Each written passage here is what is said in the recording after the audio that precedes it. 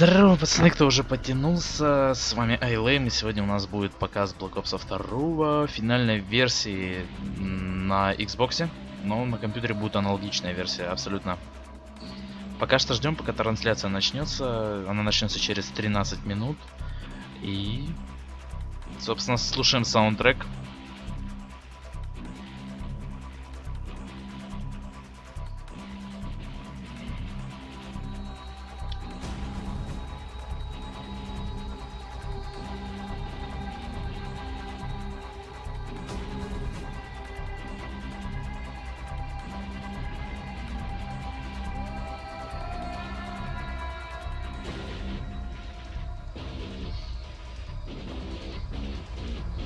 С первого Black Ops. Саундтрек прикольный.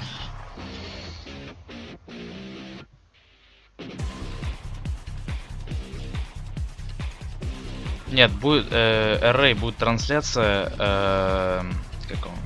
Мультиплеера. 2 часа. 2 часа, ребята, будем смотреть мультиплеер.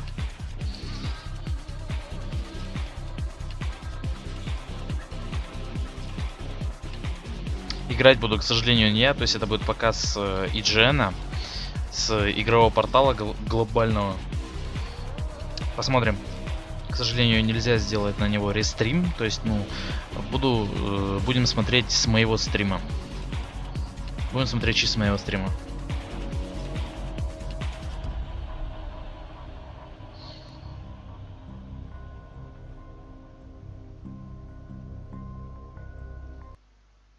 Опа, а нет. Ну-ка. По-моему, можно сделать рестрим. Давайте попробую я его запилить. По-моему, можно. Так, вот это мы удалим. More sources. Уже стала доступна ссылка. Live stream. Ну-ка. Поставим эту функцию.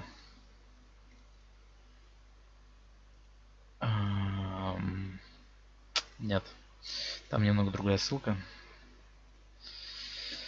Там она немного другая. Но пока что сидим. Чё? Пока сидим.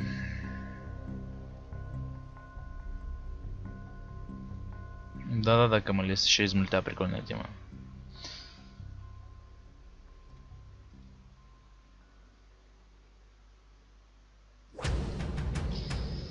Сколько там у нас осталось? Так.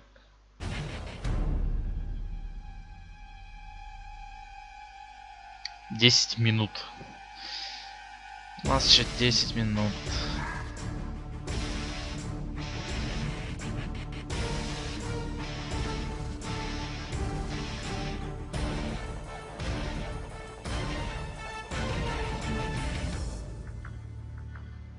О, из менюшки Black Ops 1 тема.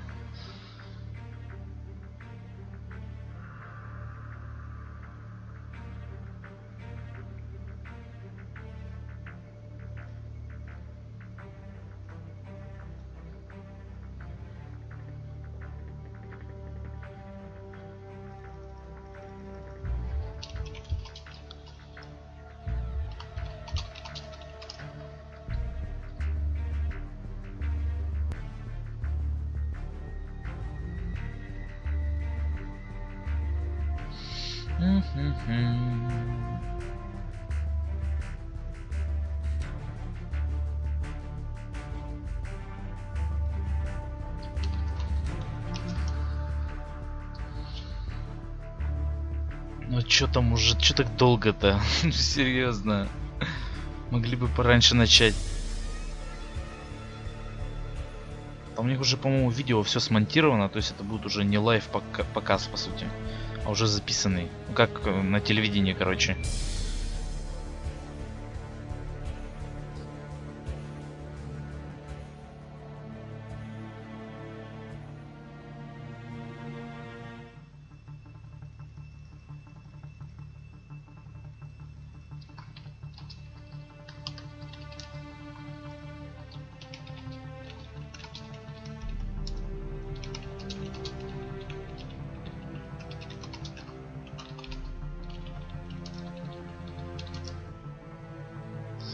Привет, привет, кто еще потянулся? Рен Сид Чучуко Димага?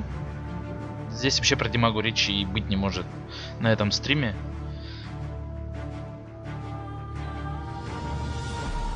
Привет, Марлок, привет, привет.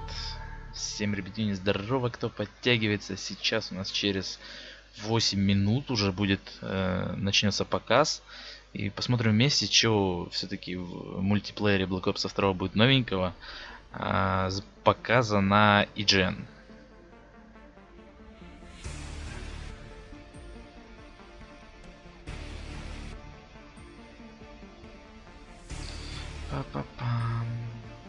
Это, кстати, вот новый саундтрек из Black Ops 2.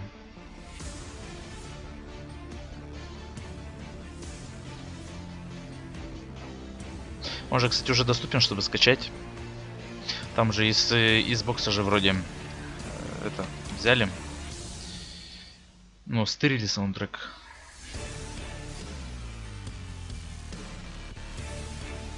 Да-да-да, уже стырили.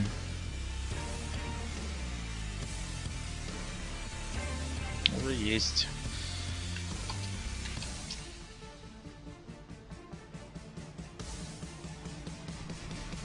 Надо будет скачать потом после трансляции.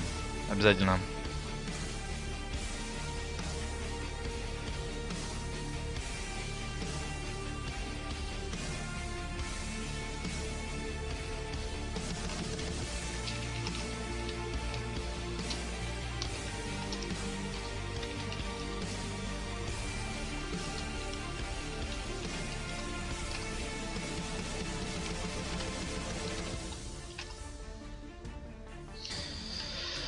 Мне кажется, ничего особенного. Ну, там не хочу. Но все равно, как бы, спасибо за мнение, но лично я фан Call of Duty, и я обязательно куплю эту часть. Обязательно. Тем более, это первая Call of Duty про футуристического такого жанра. Будет интересно посмотреть. Как бы там хоть и не такое далекое будущее, да, как, например, вот, что взять, Planet Side, например. Но все-таки интересно. Интересно, что получится.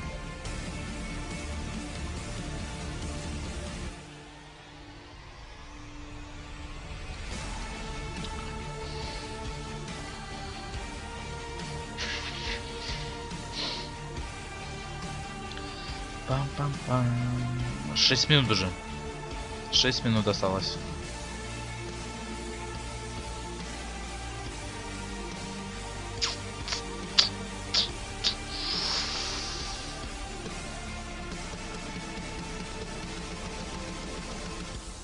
Здорово, Пьер. Здорово, здорово, ребятини. Там, кстати, звук нормально настроен. Как вам? Вроде бы все хорошо. Стрим вроде бы слышно. Просто у меня какая-то проблема со звуковкой была. Я один вроде решил локально. И вроде бы норм. Они что, саундтреки перекручивают, что ли, все время? Серьезно? Одни и те же звучат. Call of Duty сама по себе хороша, но вот политика разрабов странная, хотя побольше не рубите. Мне вообще посрать на разрабов. Вот Devil X, вот знаешь, вот абсолютно по барабану. Через сколько начало? Через 5 минут. Привет, Влагорез. Через 5 минут начала показа. Я думаю, народ еще подтянется. Рассчитываю сегодня, что действительно будет хороший диалог с чатиком у меня. Посмотрим, что будет нового. Все это то есть сейчас будет показ финальной версии. То есть все, ничего не изменится больше. То есть все как будет, так и останется. Мультик. Будет показан мультик Devil X. Будет мультик.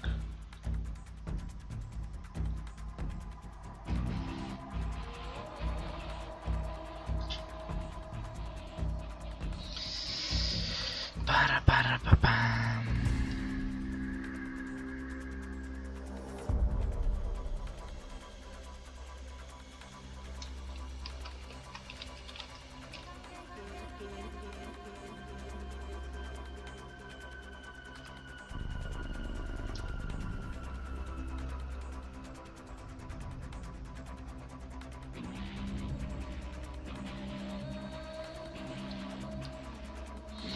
Прикольный такой саундтрек.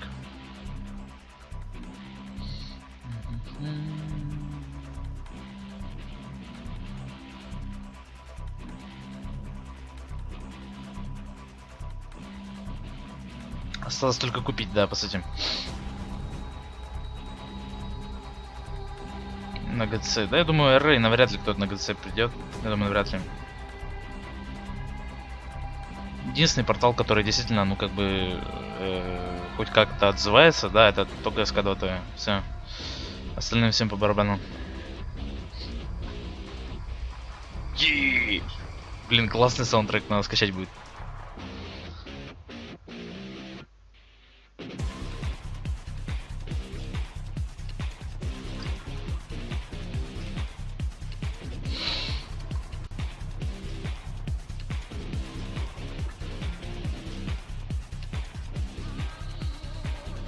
Две минуты осталось. 2 минуты, ребята.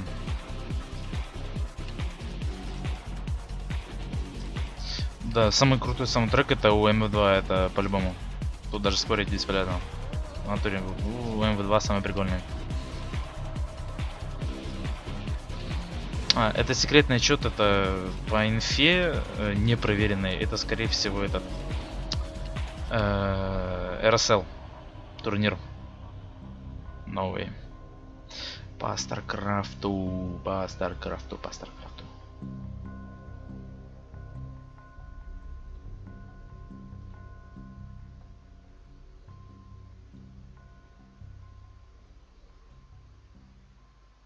Не, Волгарес это как бы действительно это нормальный саундтрек. То есть это не ремикс, ничего. Нормальный саундтрек. Из первого Black Ops. Ну это тоже из первого Black Ops.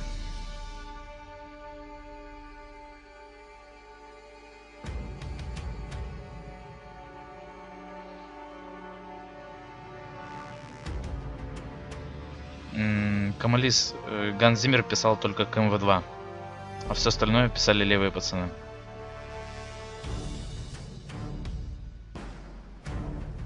Не-не, Камалис, ты не прав. В МВ2 это писали.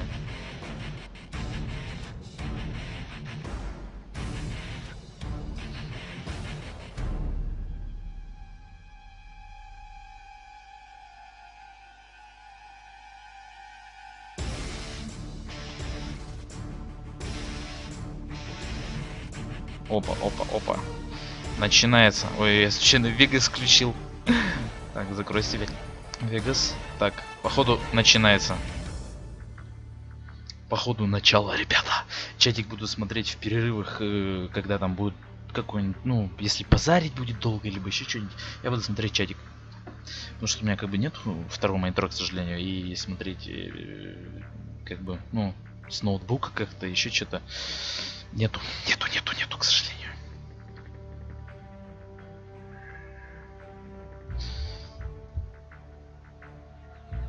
Вы бы его 2 обещали Ганса Зиммера. Нет, никто ничего не обещал. Рэй.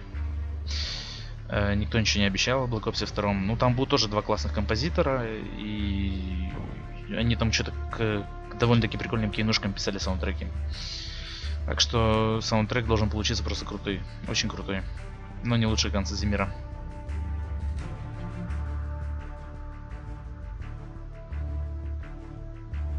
Блин, вот можно было бы пустить на главную в натуре. Потому что новая Call of Duty все-таки. Хоть это событие и каждый год происходит, что новая Call of Duty каждый год, все равно. Я вот как фанат, действительно, для меня это класс. Да, идет лайв. Да. Опа. Все, начинается, ребят. Смотрим. Просто музыка как-то стихла. Опа. Классно. А у них звука не идет. А, о. Hello, and we're here to talk about the multiplayer of Black Ops 2. This little game, Black Ops 2. You may have heard of it. So right now, Прикольная штучка сверху у этого. Типа никнейм. And we're gonna see if we stay friends or enemies. Right now we're friends. The things could go bad. So right now we're spectating a match. Вон Нубасчук первого левела. Which is really rad, seeing the way that you can pop around with the tools. you know, the 1 second we can see how the teams are faring against each other. Качество вообще не очень. But beyond that, let's skip that for a second. You know, I guess, Dave, for you, what's kind of the thing that you really wanted to bring to the multiplayer, you know, for Black Ops 2? You know, it's the game's a sequel, of course, but it's really after that, that's the extent of how much of a sequel it really is, right? There's a whole lot here where we wanted to make sure that just because we've done things a certain way in Black Ops doesn't mean we would do them that way in Black Ops 2. And you can really feel that out when you play, when you're going through the progressions. There's a lot of changes to the core gameplay systems, particularly things like Prestige, obviously the Creative Class and Pick 10 systems, and Score Streak. So all the really core gameplay systems we've had a pretty significant look at and make sure that we just do the absolute best thing for this game, regardless of its sequel status. Yeah, and I will say that if you guys want to ask questions about Black Ops 2 to Dave and me, you can do that to the hashtag Black Ops 2, and you can do that to @IGN. And throughout the live stream, we're going to be giving away 5 Xbox 360 and 5 PS3 copies of the game too. So how nice of you! Ask awesome questions. Yeah. But yeah, so right now we're seeing, I guess, a lot. This person has a lot of things unlocked.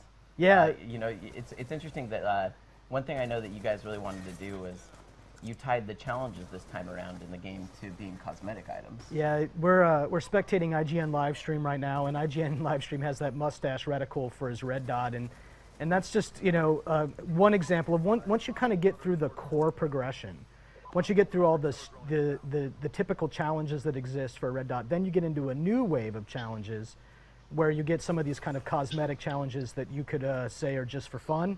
And of course, IGN livestream had to pick one of those right off the bat. Why not, really? So, kind of a big question to me, you know, is why do the multiplayer in 2025?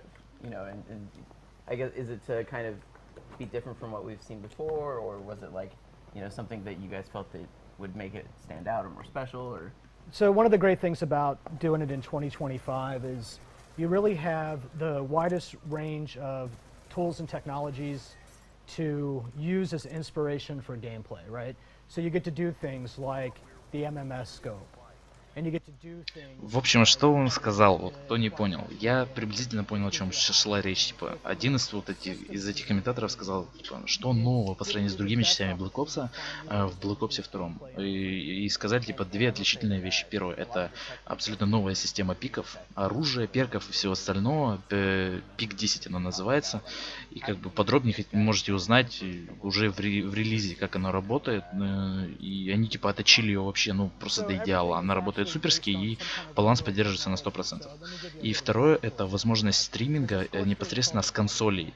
Речь была и о компьютерах, но на компьютере есть уже такие программы, как типа XSplit и все такое, и поэтому разработчики решили с этим не париться и просто забить болт на ПК, в принципе. Ну да, в принципе, почему бы и нет. И именно вот это вот единственное важное, что они вообще тут набалаболили. Ну и смотрим дальше. Its own power supply, but it's completely feasible that this is actually real technology in 2025. And it'll shrink down. Yeah, absolutely. So just like any technology, it gets smaller, it gets more power efficient. So everything is based on something that's completely legit or is in the prototype phase, and you project what that might be like. Sorry, I was just noticing our IGN livestream guy just threw out his hunter-killer drone. I feel like you guys have really emphasized drones a lot in this as well. Yeah, big source of inspiration for us is begun the drone wars have. We see it right now, right? So in the reality of how the military is using technology today, drones play a very big part of reconnaissance and, you know, even for threat indication and threat elimination. So it makes perfect sense to us that we would use that theme and kind of bring it into the game in multiplayer and campaign in very large ways. I mean, the campaign experience itself, there's a huge storyline about that, right? So if you guys want to send in your questions, it's to @IGN with the hashtag Black Ops 2, just like Jack and 151 did. He says, will people be able to buy Nuketown 2025 if we haven't pre-ordered the game? Yeah, so we haven't announced anything about that. Right now, the only way to get Nuketown 2025 is to pre-order the game. There's still time, young Jack. I was going to say, I mean, if he sees what he likes here. Yeah. Ну, сейчас они говорят о Нюктауне. that's the only way to Что get за it игра? today. I would never say never. Ай, Anything's смешно. possible. Those are all Ай, смешно. decisions way outside my scope of responsibility. Fair enough. So you know, I think one of the things that I've noticed that you guys have tried to do with А, Team типа, они, Deathmatch is они to сейчас проводят try to дискуссию, provide, как бы им пишут even вопросы more в Твиттере, options они than на них what's come отвечают, before. но вы сами понимаете, Right now что we're seeing у меня с typically, английским you не know, очень, the как у, deathmatch is как у the very core большинства of the game. зрителей. But yeah, Так I что, mean, that's the кто thing. поймет, We're тот doing team поймет. deathmatch, but it's multi-team. Yeah, And that's something that's new. You can see on the right, there are actually 4 teams of 3 going on. Yeah, in fact, the game supports 18 players and up to 6 teams at a time. Now, we typically like it with 3 teams with 3 players each for 9 total max. That gives you that small kind of squad-style tactics that we think are really fun to play with. But here we're actually playing 4 teams of 3 each, and you can actually, in this view, you know, you can see which teams are in play and how everyone's sort of doing. And IGN's team right now is in first place, and IGN is on a 1 kill streak right now. That's what that number says to the right of his name. And yeah, I think that the multi-team battles, to me, one of the things that I like about them is I feel like with specific modes, they add a different sort of tension that maybe wasn't there before. Like, I think Kill Confirmed, especially with small. Нифига, эта карта интерактивна. Super intense, right? It is, yeah. So you can play multi-team and team deathmatch, Kill Confirmed, in our brand new game mode that we call Hardpoint. All 3 of those are playable in multi-team. There's actually a playlist for multi-team, and all those modes are in it. And of course, you can play them in any kind of combination you want in a custom game or system link game. And we really thought Kill Confirmed in a multi-team configuration really put a pretty interesting dynamic on Kill Confirmed, and it's a really fun way to play the game. So the Codcast mode that we're seeing too, that's something that is a totally new feature for the franchise, and it's interesting how we can kind of dynamically shift between seeing various players' perspectives. We can also shift, and we can immediately see what score streaks they're working on. We can see how they're doing. We can see even you know, the kind of overall stats of the match and see where their team falls. Like, what was the thinking behind, you know, putting something like this ability to, you know, do this sort of codcasting thing in the game? So when you have an esports initiative like we do with Black Ops 2 multiplayer, there's really 3 things that are very important. You actually have to have a competitive environment where people are being appropriately skill-based match made and ranked, and that's the league play feature. We actually also allow you to live stream the game. We actually announced that this morning with our Elite and YouTube partners. You can actually live stream your game. But the one that's actually just as important as all of those is actually being able to codcast the game. And that's what we're looking at here, is one of the codcaster views with 18 seconds on the clock. This is how we can make the game fun to watch. Now, a really good codcaster would be announcing the activity here, watching how people position, using that view to make the spectator experience, us as viewers of this stream, really interesting for everybody watching it. So earlier you remember, if you want to send your questions, it's to @IGM. Это, кстати, вот они играли в новый режим, командный бой на 4 ну, на 4 команды, как видите. Different than that of the predecessor. I know you mentioned that, but yeah, we actually did a lot of work in the multiplayer progression system. So it starts really with there's 55 levels and 10 levels of prestige. That's the beginning of that. Сказали 55 левелов и 10 престижей. We normally would reset everything. You'd start at level 1. But when you prestige in Black Ops 2, you're actually continuing your level progression. So what we do is say, if you had a gun and you had ranked it up to its 3rd attachment, you говорят, get back to that gun, прикольная, it's still at its 3rd attachment. Прикольная фишка, то есть если вы переходите на престиж, то ваше оружие не сбивается, то есть вы дальше продолжаете играть со своим любимым оружием, перками, всем остальным. Now, you actually unlock content by tokens, so you'll actually unlock the ability to spend a token on it as you go. That way you're not overwhelmed by 100 pieces of content at level 4. We'll give you a lot, we'll give you more over time, and you can optionally choose to unlock the content you want, because with 55 Новая карта levels яхта. and over 100 things to choose И to это unlock, снайперка yeah, I XPR-50. think that, one thing I like about the way you guys have handled Prestige is it makes it appealing to people. I mean, there are some people who want to reset their progress, and that's still an option. Yeah, yeah, you can actually. There's actually one of the 3 Карта things that you очень can choose похожа to на do Нюктаун, if очень you похожа на prestige is Нюктаун. reset your stats entirely. So that's a complete reset, a complete redo. And that's if somebody, you know, they finally kind of find their sea legs with the game and they want to pretend like they're level 1 again. You can do that too, of course. So now the map that we're seeing hijacked here, this one, you know, in some ways the format of it almost reminds me, and the size of it reminds me of Nuketown in some ways, in the sense that it's kind of a smaller map, very focused, like it's always focusing like people down a channel almost. I mean, it's a wide channel, but I'm saying that like you only have the ship to work with. Yeah, well, you know? I mean that's you know, it's a super yacht, so there's only so much space you have. No, but I don't not mean even that the largest yacht. No, I understand, Anthony. There's 3 lanes, which is a very standard way of approaching this kind of thing. Down the center, down the left and right port or starboard sides of the boat, and we're looking at right now kind of the middle of the map, which is where all the intense action hangs up. This is a hard scoper if there ever was one. Get good, son. I actually, it's cool to see some of the weapons that they're using too. We saw it a second ago. If you're paying attention, this right here, that weapon right there, man, that is the bane of my existence. When he got shocked. Yeah. So he got hit by a shock charge. It's about a second and a half, give or take, of how intense things are going to get for you. I actually use 2 of them, and I'll put them down as traps to kind of block up lanes. It gives me just enough time if I'm playing well to spin on somebody and take them out. Yeah, I feel like they're a great accessory if you're trying to like hold a point, and you want to have, they're going to have to come through that doorway, and you want that moment to stun them and then take them out.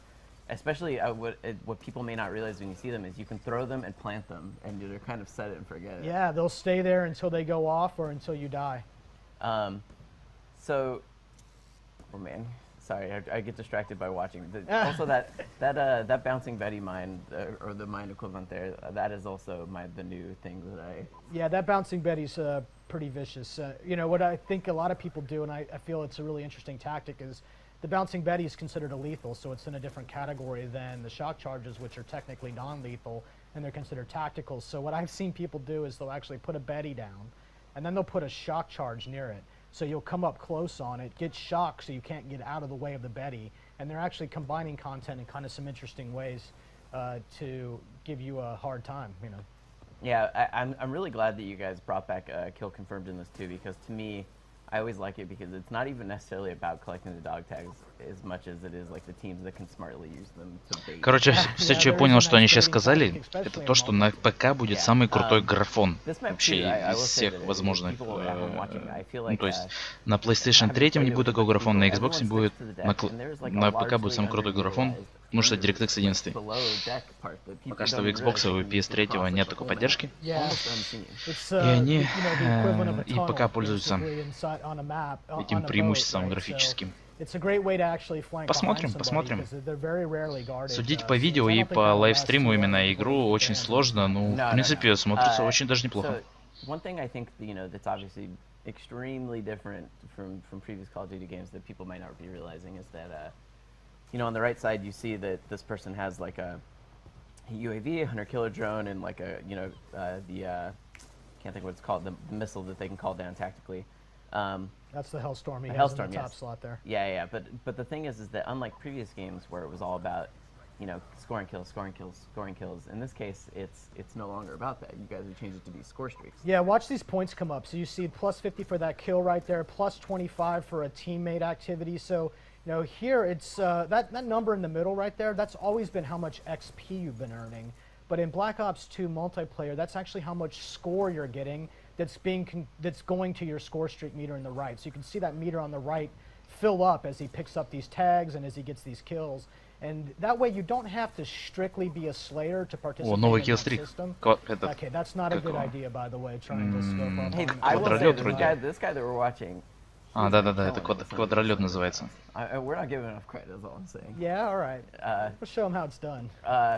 But yeah, I like that because on objective modes, it means that it really actually encourages people not to just go for kills.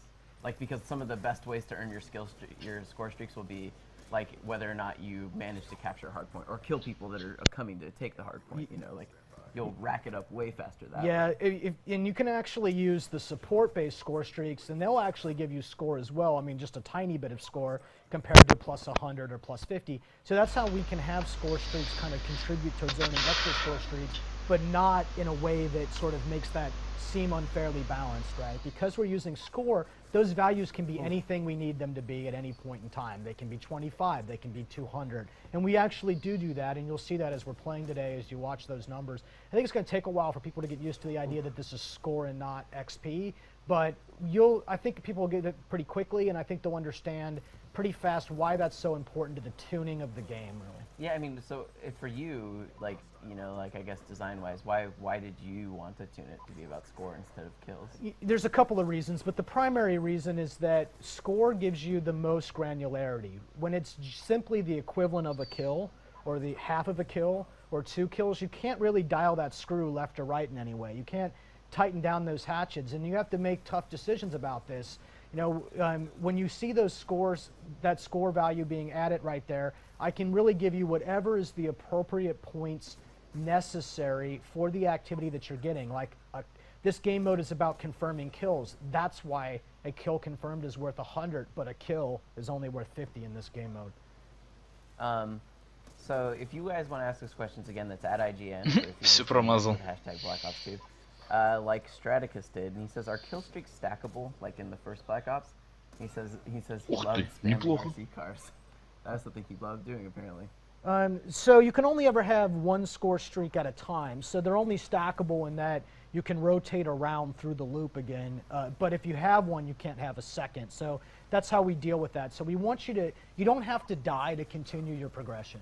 Okay. You can keep progressing as long as you activate that score streak. So when you loop around to it, it's an empty slot, for lack of a better word, and then you can actually go ahead and call that up and use it. I think a second ago someone actually had a defender up. Ну, заметили сейчас, наверное, машинку из первого Black Ops'а. The score streaks in this are actually the one that I Машинку камикадзе маленькую такую. Like an attack chopper or whatever. Okay, that can really be a pain. But man, on objective-based modes, the defender, I feel like a lot of people are going to underestimate that thing when it comes out. Yeah, you know, you see it all the time now from people who are not familiar with that, and everything in the system has a hard counter as well. So there's a way to deal with somebody who's putting down a lot of defense, of course. EMPs, by the way, EMP grenades, keep a close eye out for guys with those because they will undo all of your hard work in a hurry. How's that? Can you give an example? Yeah, so if you had a Guardian up right now and you're trying to lock down a path, one guy with an EMP grenade, which really has very limited impact on a player, does massive amounts of harm to all of your electronics. So EMP grenades are a really interesting way. I actually have a class that's basically a defensive class that I'll pull up as I need it, and it has EMP grenades, and I can take down somebody's Guardian in a heartbeat with it. So, you know, I think one of the things that a lot of people who haven't been kind of following the game's campaign or anything might not realize that create a class has been changed very dramatically. You know, we keep talking about creating these different classes and that sort of thing. You know, how you have your defensive class versus your offensive class, and previous Call of Duty games, I would say there wasn't the ability to do that as well, but I think if we can check out the creative class thing Yeah, for a just second. one quick one before we start. We'll give you a sense of this. How the pick 10 system works. Yeah, so we're in Да, creative class команде right now, and I'm скоп в looking игре at, есть. you know, just my first default slot here that I haven't named yet, so-called custom Мне one. нравится. Мне And this норм, is the мне pick в первом 10 Black system Ops'е at work, прикольный right? You see звук that bar пушек. across the top. Мне It очень says нравился. 8 of 10. Now it starts with this. You don't have to take something from a Лаги category нет, that you лагов don't wanna take. нету. Right. So you can just press X and you'll actually get that point back. Now I'm back to 7 of 10. So what I can do with that is allocate Не, да, in код с very новым графоном, specific ways действительно. that are unique to my play style. So I'll give you an example of that. We're actually going to roll up and take primary gunfighter. And that's a wild card. That's one of these types of content in the system that actually lets me Понятно, break or может быть, extend the господи, rules. там такие звуки Yeah, so I странные. think these are the really interesting part of the pick 10 system, because this, for me especially, primary gunfighter is the one I always take. I love primary gunfighter. So this is the MTAR right here is my sort of go-to там меню assault всё rifle. ещё. It's kind of the most versatile of the assault rifles. And when I activate the gunfighter, then I can actually take 3 attachments. So I'll stack up with reflex and quick draw for sure. And then depending on where I'm playing and where I'm going, I might add something like extended clip. But we're always keeping you moving forward, right? Right. So if you have 10 items already allocated, then you can just say drop one out real fast. That way you never have to kind of go into a menu, run into a dead end, back up, try again. Just always kind of pushing you forward there, always giving you an option to remove something to add the thing that you're just trying to add. So there's me quickly using the pick 10 system with the wild card to do something I've never been able to do before, which is take 3 attachments on a weapon. Or you can totally do other things like take, you know, multiple perks, like 5 perks instead of, you know, and get rid of... Yeah, I'll actually activate perk 1, perk 2, and perk 3 greed, and what those do is let me take 2 perks from the same category. Now what that's going to leave me with is just room for one type of thing. So let me go... Кошмар, у них там на стриме такие звуки вообще. Кошмар, просто кошмар. Был бы там я в стримерах, я бы им там все настроил бы четко.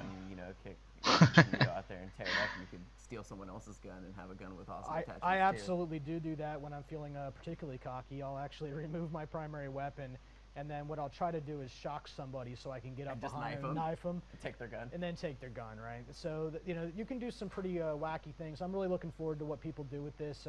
I'm expecting entire YouTube series of weirdly created classes and how far people can get with them. So yeah, I guess we can probably pop into the next map now. Our friends in the back will get this game going for us. I think it's weird. It's not weird. It's interesting how, kooky the creative class things get. Like that one right there, the fact that there's no guns whatsoever. Like that is something you would have never seen before. Like who would have ever thought about going to a match? Карта авианосец. Интересная карта. I can name one guy actually who was a big source of inspiration for this thing. Who really runs around. Оружие Бакан, ребята. That's his thing. С подстволом. The people have done weird things. They'll actually break their controller so they can't accidentally shoot their gun and things. And it's a very, very clever way of playing with this. This is Hardpoint. This is the new game mode. And this is Вот говорят о новом режиме, называется Hardpoint.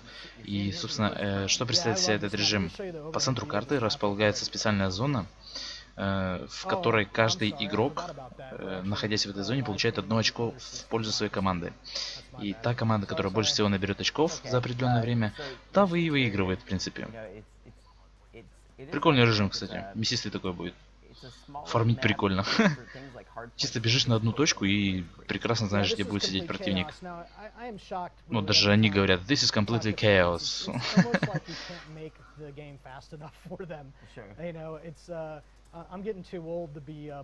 Не, ну прикольно, что режимы придумывают всякие. Это прикольно. Фига, базука там стреляет просто. Как бластер какой-то, серьезно. Да, ракета какая-то там странная. I think this map's going to be proved to be really popular, just because the action's so intense. So remember, if you want to send your questions at i1ame with the hashtag BlackOps2 if you're just joining us. Не-не-не, Hardpoint на этом режиме точка все время меняется. То есть она может быть не на центре карты, а где-нибудь, в другом конце. То есть она время от времени меняется. Yeah, so everywhere is the answer. We're actually looking for inspiration all the time, and it could be from any place. Now, in this particular case, the level designer Dave, he's actually a huge military guy, big buff. He goes and actually visits, say a World War II decommissioned museum that's actually a carrier, and it was just an environment that really inspired him. And then obviously you get into 2025 and what those might be like, and having a carrier that doesn't have to launch planes the traditional way but via drones. And so in this particular case, it really came from his personal interest. Как-то подозрительно точно летит РПГ. And that's just one example, but we go through a lot of trouble to find environments that are fun to play. We want to take you places that you might not get to stand on or be at normally. Right. But they have to be great multiplayer maps, and I will tell you that reality is that most places in the world are not fun multiplayer maps, so we take a little creative liberty, of course. Of course. Ого, нифига себе, какой киллстрик, вы видели? Просто удар с неба, красивый очень. Which means we still have 4 Xbox 360 copies and 5 PS3 copies to give away throughout our live stream. Так, пока они тут базарят, давайте чатик быстренько гляну. Нет, это не штаб Камалис. Посмотрим, будет ли там имбовая пушка. Я думаю, что будет.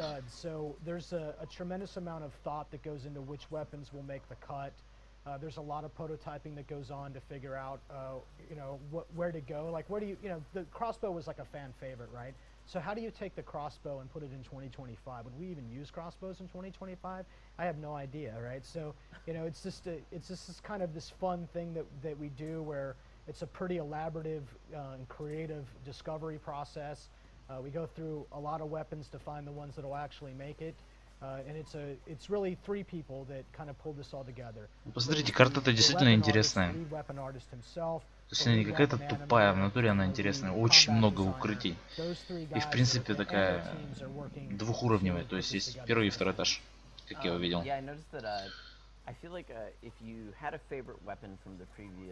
Вот это новый арбалет. У него уже патроны закончились. I was always, that I like the MTAR because it feels kind of similar to the TAR, and but similar but not exactly the same.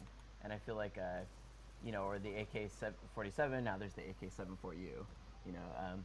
they are different but the same, and that's kind of comforting for someone that's played a long time, you know. Well, I mean, you know, accessibility is actually a really important design goal all the time, right? It needs to be something that you can kind of, you know, have a decent experience with right off the bat, something that you know, are familiar with. But there's actually a lot of differences here too. So one of the core system level differences in the weapon system right now is we have a tremendous amount of control over the fire rate system that we didn't have before. That's where you get attachments like the select fire switch. You can actually change the fire rate. In fact, there's a gun called the AN-94 which actually shoots the first 2 shots at a different fire rate than it shoots all the other shots. So we're doing a lot of really interesting things. Oh man, there's the death machine. Now that's a score streak here. Yeah, there's and this guy's going to probably do some chaos. For yeah, sure. although let's see, let's go to see our friends at i1ame live stream. Let's see how he's doing. Let's see how. Yeah, how do you handle it? Yeah, so there's the you see a AN-94 person actually. with the death machine rolling around. You can hear it in the background. You know, that chain gun. И говорят, что вернется из первого Black Ops'а, может оказаться в грузе 6-ствольный пулемет, который... Он супер имбовый, но он очень редко выпадает. Если тебя с ним убивают, то все, он пропадает. From the side or from the back, you don't want to find yourself in a head-on situation that is not very pleasant, and then just get out of the way. So at Divinitize on Twitter, he says, "Can you talk about the different modes that'll be available?" And he says, "Will wager matches be returned?" Не, ну красиво, красиво, серьезно красиво сделано. Black Ops 2 multiplayer we have what we call party games, and now if you're familiar with Black Ops, И графон внутри чувствуется, даже через видео. Ну, видно, что это действительно графон. Он вернулся в Call of Duty. Don't have the wager mechanic, but the game modes themselves, one in the chamber, sharpshooter, sticks and stones, all of those fan favorites are back and they're in party games. And the big difference between Black Ops and Black Ops 2 is that the party games actually give you experience points. So you're earning medals and you can actually rank up. It's something that we learned from the fans that was a very important thing, is that people liked the wager matches, but they felt like they were kind of missing out if they were playing them in their regular progression. If you're not leveling up, yeah. Like... So, you know, in hindsight, of course. So they're actually part of the core progression. You will still earn experience. You can still level up, even though you're playing game modes that don't actually use credit class or have score streaks in the first place. I really like Sticks and Stones in particular, because there's nothing more satisfying than getting a throwing axe kill. It's like my current favorite. I'm a one in the chamber player. I just absolutely love the purity of a single bullet, don't miss, you know. Well, it's funny even if you do miss, though, because then you're trying to close the gap on someone who has a bullet and you have a knife and they're hesitating shooting you. I have fooled so many people into thinking I did not have a bullet, and I just do the whole, you know, the magic dodge knife game, and then they walk up and I pop it in their head and it's over for them. Yeah, the ballistic knife is still in the game, though, and I think a lot of people... Well, it's funny how many people, when I was talking to people at IGN about this and stuff, they asked me, is the ballistic knife still there? Is the ballistic knife? I didn't realize that people really loved that thing so much. The special weapons, Короче, я так понял, все, что было в первом Black Ops'е, все перекочевало во второй и добавили что-то новенькое. Некоторые новые киллстрики, естественно, новые пушки, может, какие-то пушки вообще удалили. Это понятно, это ясно. Но они сейчас сидят об этом базарят, по сути. And give it a little 2025 vibe. So that's a complete blowout. Right there. Yeah, that was pretty. Yeah. You know. Пафнутис играет на Xbox, но еще раз говорю, самая графонистая версия, как они только что сказали, будет именно на ПК, потому что там DirectX 11. То есть готовьте компы, как раньше не получится играть на бомжовских компах в Black Ops 2. Да, Камалис, я знаю, что сейчас можно как в Battlefield переключать оружие. Я заметил, что можно переключать режим стрельбы, то есть одиночный, полуавтоматика, автоматический, да. Взрывчатка на стрим показывает. Камалис, С4 никогда не была имбовой. У нее радиус прокида очень мал, но радиус поражения очень высок. Это КБЗ 90. Я не знаю, что там было. Это же реклама, да, по сути это реклама, но интересно все равно посмотреть. Возможно, что я, знаешь, РПГ нубство и все, это да. Это Камалис, это понятно все. Привет, капитан Очевидность. Все, давайте смотреть дальше. А, они там еще выбирают классы. Если на коробке так смотрится, то похоже пока, по крайней мере, графически. Да, я уверен, что у меня точно ничего не будет тормозить. Я на 100% уверен, что не будет тормозить. И ждите от меня супер марафон по Black Ops 2 мультиплееру прямо в дату релиза. Прямо в дату релиза, ребята. Обещаю. Марафон. Очень крутой марафон сделаю.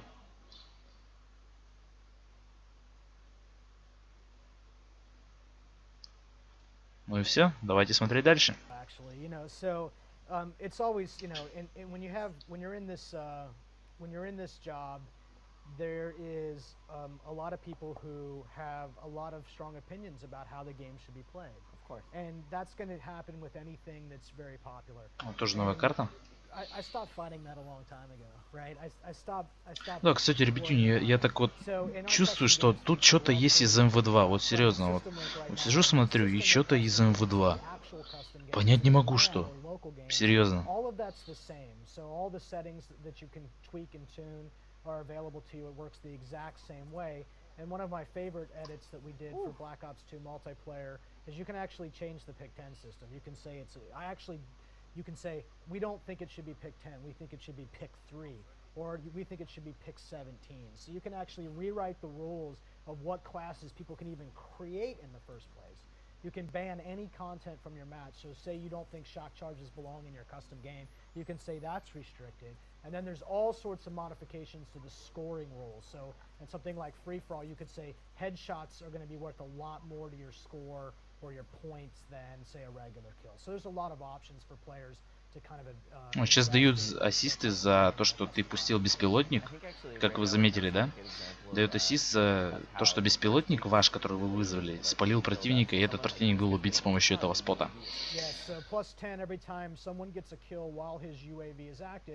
The hope there, of course, is you're helping your team win, so you should be rewarded for that. And also, the guys on the other team ought to be thinking about taking down that UAV as fast as possible, so that this guy doesn't get on a good tear. Капец кровище, жесть вообще. Вот я, вы скорее всего не видите, но капец вообще кровище хлещет невероятно просто. This is the type of person that I hate playing against. I am notoriously terrible with the shotgun, but he's. Yeah, let me give you the kind of big picture overview of this map that we're watching called Overflow. I think this is going to be a super competitive we map. can see this, but they can't. Oh, sorry. Yeah, I keep forgetting. We're watching in a podcast mode, but everyone else is seeing from IGN live streams perspective, who is doing really well. Yeah, he's let's see, how is he doing? We'll look at the scoreboard. So he's okay, 6 and 4 with the 1.5 KD. He's not doing amazingly. Кошмар, там такие звуки страшные вообще. У них на стриме вообще жесть.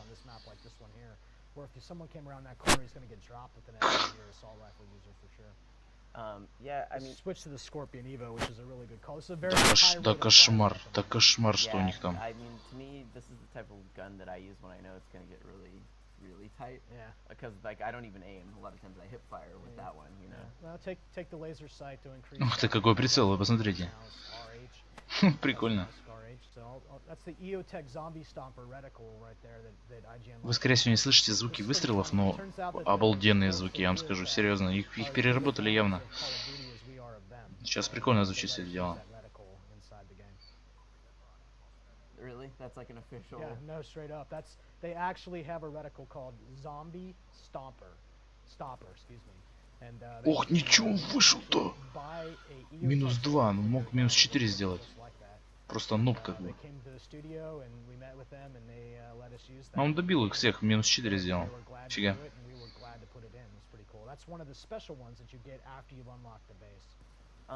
So if you guys want to hit us up on Twitter again, it's @IGN with the hashtag BlackOps2. Just like Zavalti on Twitter's did.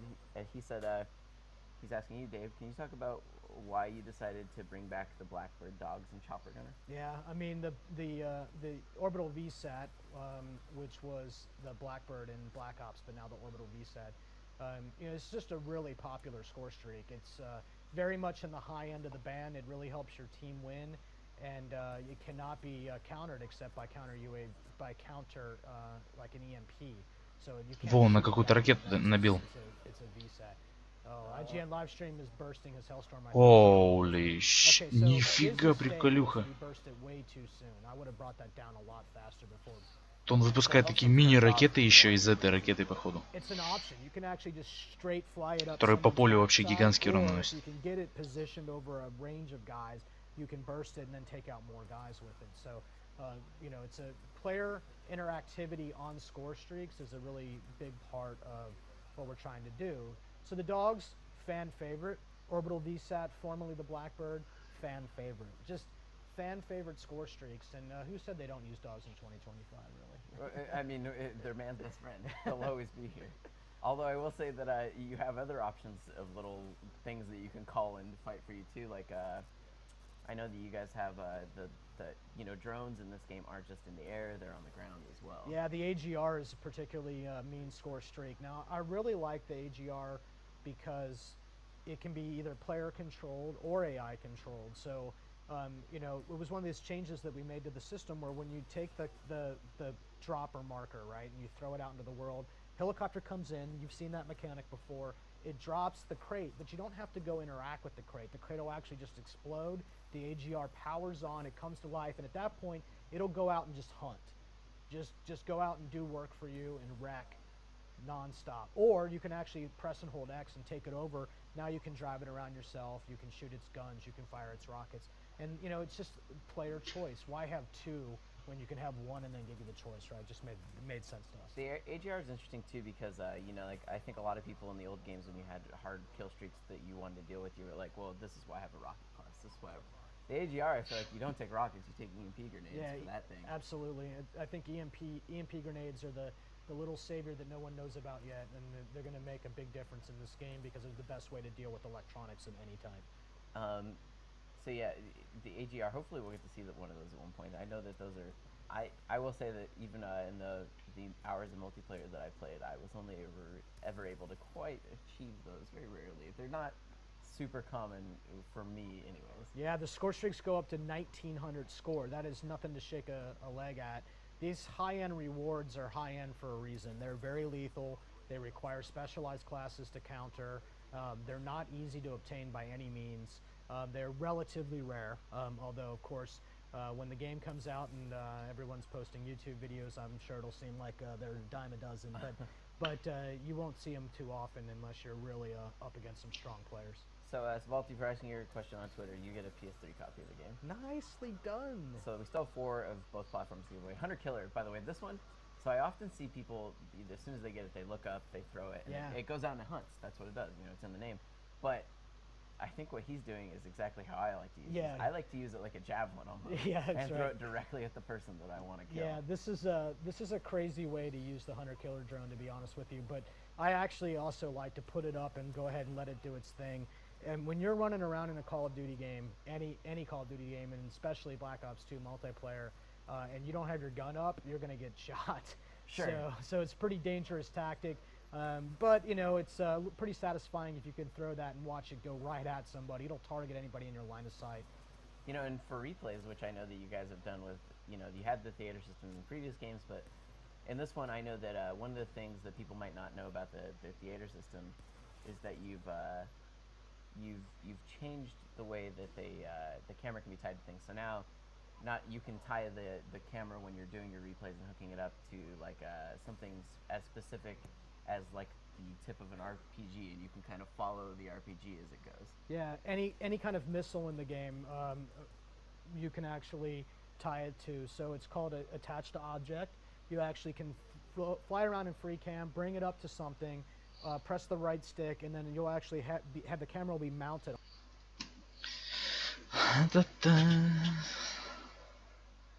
Кто-то шикает. Тут именно, я тоже не понимаю, кто там шикает. Совершенно не понимаю. Переиграл. Так я тоже переиграл на 2. Сказать, почему мог так. Истриерх. Лол.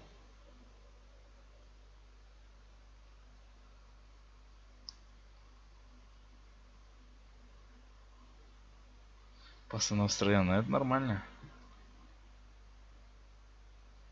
Да, для меня тоже адовое испытание. Махич, привет. И графон на самом деле улучшили, просто это со стрима, скорее всего, так все фигово.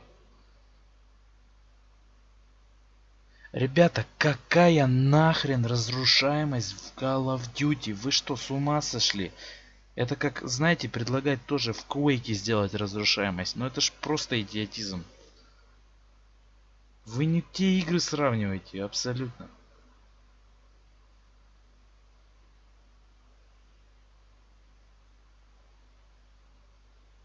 Да-да-да, это Скорпион был. Как в Crysis 2. Ну, так-то более-менее, кстати, смотрится. Так, давайте смотреть дальше. Уже карта известная. Это где самолет упал.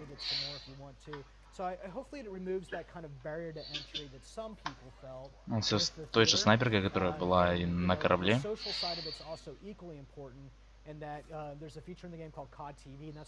На самом деле графон видно, что графон изменили. Серьезно видно. Вот мне видно, что графон другой. Но пока что в какую сторону другой, я не могу сказать по видео.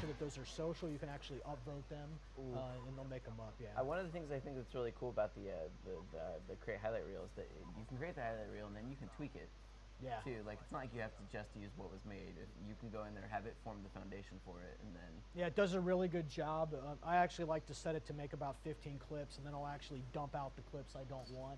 Maybe add my own. Взял через стенку. It's just a great way to get started. You know, just hit that button, let it do its work while you go get yourself a sandwich, and then when you come back, it's ready to go for you. You can start editing from there, including something that we call merge clips. You can actually take all the clips that it made and merge them down to one clip. Therefore, you can actually, at that point, have all those extra slots for additional clips in your footage. Oh boy, sturdy. And actually, there was another good example of score streaks coming into play, like 250 points for getting that flag, like the flag capture, the flag carrier. Yeah, kills still matter, right? So it's not like we don't give you score for kills. We just give you a lot more score when the kill is really important. If you're a flag carrier or you're killing the flag carrier, those are important moments in time, right? You're keeping, in this game mode, keeping the guy from scoring with the flag is a big deal. And making it back to your base with the enemy flag is a big deal. So those things will generate more score for you than, say, a traditional or typical kill. I feel like, to me, when I've played it, what I liked about it is that it, you know, more so than the other games, it feels much more like you're rewarding people that do help with the objectives. Like, and they might not even know that they might not even consciously be thinking, I need help with objectives, but they're pushed that way because of the way that they're rewarded for the scores. Yeah, so he's picking up an extra 25 points because he's sort of near his flag, protecting his flag. He's getting what they call the killed attacker score event. So because he is, you know, doing work on guys, he's not going to be able to take that guy. Well, he's guessing where he's at, which, you know, I get that. You like that ballistic CPU on the top of that gun? I think that thing's really cool looking. This guy is, oh, nice. Very good with the sniper. Yeah, I don't even bother. Oh, right there you can see, that's kind of that wave effect you see, that's kind of the indicator that there's a defender. Yeah, that's the Guardian at work right there. Guardian, yeah, sorry. I always call it defender. Yeah, it's because of the metal that it generates. That's okay. So you can get a good look at that right there on the back side of it. So that's a pretty common tactic, to put a Guardian up on a flag. So if anybody walks into that, they're going to get impacted by that radiation. They're going to have a hard time moving. And in fact, if you stay in that rage too long, you'll actually get cooked. Yeah, it will kill you. Yeah, you'll get a special medal for it. And there's really no way to counter that particular thing other than to EMP that Guardian or shoot it, or lots of explosive damage to actually take it out. You can't just walk through it in any situation. Кто не знает, вот сейчас показывали вот эту вот установку, как щит такой. Это Guardian называется. Защитник типа. И в чем смысл этой штучки? Она не на большое расстояние, так, господи, там что-то шипит. Пока я себя отключу. И этот Guardian на небольшое расстояние создает такую волну из супер-нано расщепителей каких-то непонятных, как вы сейчас сказали. И находясь долго в этом поле, ну как долго, секунд 5-6, как сказали, ты умираешь. Но попадая в эту зону, в зону поражения этой штучки, ты очень медленно двигаешься. Очень медленно, вообще как слоупок невероятный просто. И вот, в принципе. Только я не услышал, за сколько набивается данная штучка. That easy to get. I mean, they're not impossible, but they're in the kind of mid-range, and they need to perform in the mid-range for what kind of activity they give you in score or kills. Oh, nice. Yeah, very nice hunter-killer. Yeah, hunter-killer to end the round. Yeah, Это тоже новый киллстрик. Hunter-killer. Yeah, that's something that definitely threw me off. Is like when I first started playing, I immediately started knife tickets, turrets, and I was like, "What's going on? What's going on?" But then that's why you need to build. Ну и, кстати, да, ребята играют довольно-таки известный режим. Захват флага. Раскраска на щите? Нифиг себе. Нифиг себе, я вам скажу. So, if you guys want to hit us up on Twitter again, it's @i1ame with the hashtag #BlackOps2. Just like 7J Drabble did, and he says, what can you customize on your weapon? Are there any? Да ну, звуки пушек вообще классные, серьезно, вообще крутые. Уже он со сколькими пушками побегал, прикольно. Oh, nope, he got him though. He got him though. He just got one. He should have picked up 3 or 4. There was only one on the scope. I felt like he made it. He at least showed that the weapons can burst, which is a cool effect. Absolutely. So when it comes to the guns, depending on the class of gun, there's a dozen types of attachments, and I think a lot of people know this, but let me just pick it up real fast in case they don't. О, здесь есть, кстати, Thunderbolt. Да-да-да, отдельный киллстрик. Это Thunderbolt чисто рандомно летает и бреет пацанов вообще. So there's actually a lot of attachments in the gun. So when you're using your pick 10, you have to make some tough choices about how you're going to increase. Сделали бы так, чтобы они не базарили. Чтобы они не базарили, а чисто было слышно всю игру.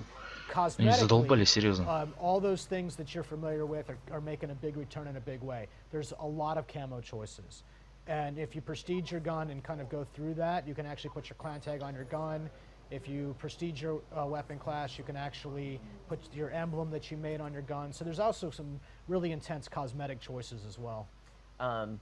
So one of the things, the scope he's using, the sight he's using is new.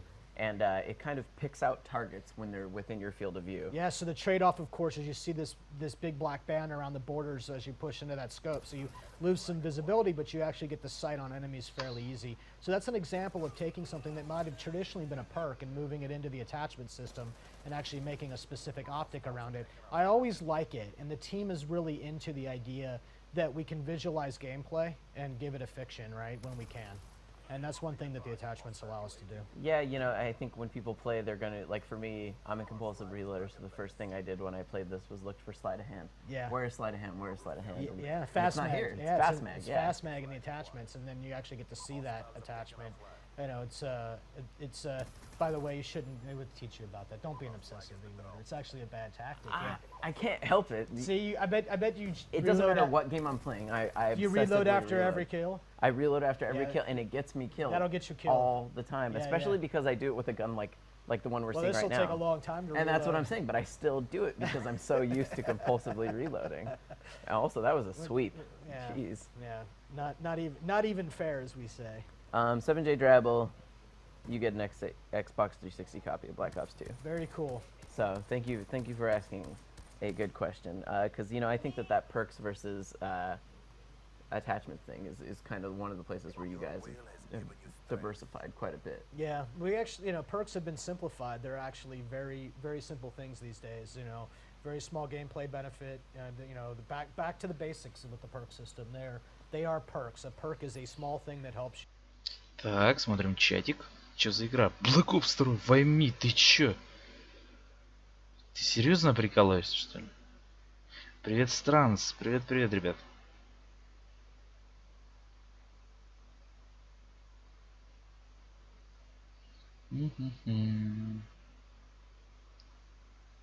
Который отстает от индустрии. Отстает от индустрии?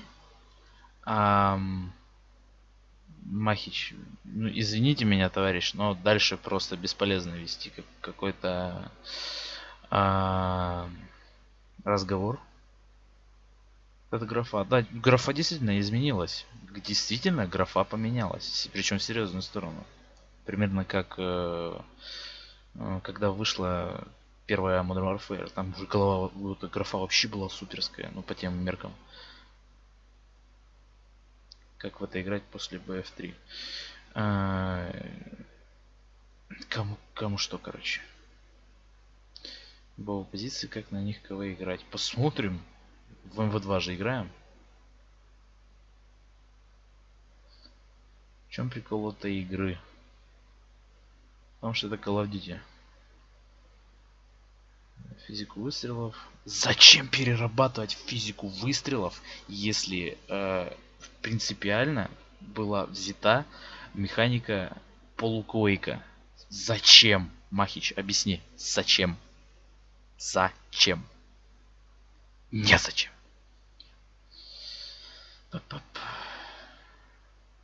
Там уходит еще пару лет точно. Мне уже BF3 просто заколебал. И он фору не может дать Call of Duty. Лично для меня. В Call of Duty я все еще до сих пор поигрываю. А уже Battlefield не канает. Карты лепота. Карты красивые, кстати. Но чтобы понять их конструкцию, надо поиграть на них. Так, вот это вот прекращаем. Не понимаю, что ее так покупают. Скорее всего, за казуальность. Это самый простой шутер, по сути. И очень интересный, но в плане перков, киллстриков и всего такого. Читерам будет неудобно. А это на самом деле прицел, он контриться будет перком. Убийца или как еще так.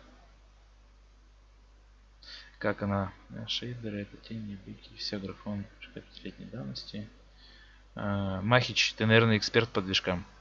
Ну, действительно, как ты можешь знать, что да как? Никак. Суть в том, что графон не главное. Вот Тусян прав, действительно. Call of Duty любят за казуальную интересность. Давайте смотрим дальше.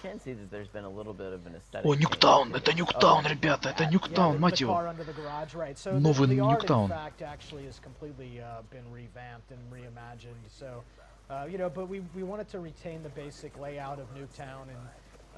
Ух ты, парень, вообще стилит. Красиво стилишь, фрейрок. Воу, смотрите, смотрите. Оу, ман. Минус 5, мать его. Нифиг себе, парень.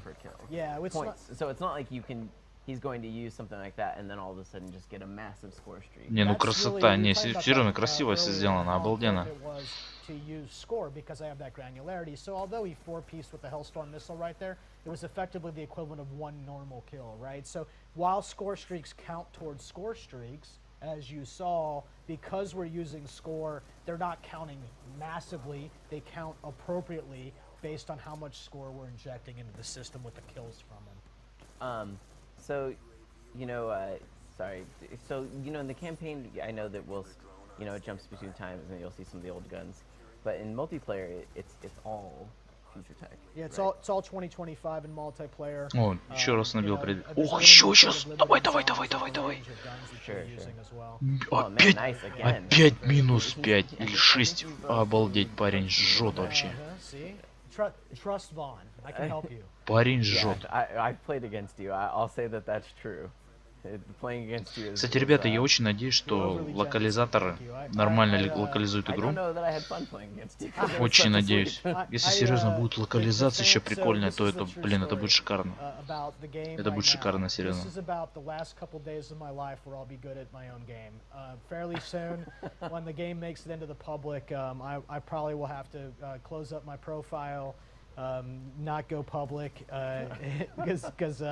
The real fans are about to get their hands on this game here in a couple days, and it's over for me. I will stop being good. I mean, for you, is that kind of it's got to be rewarding in its own way, right? To see people that can achieve things on maps that you didn't even know were quite possible. It's like it's simultaneously thrilling and depressing.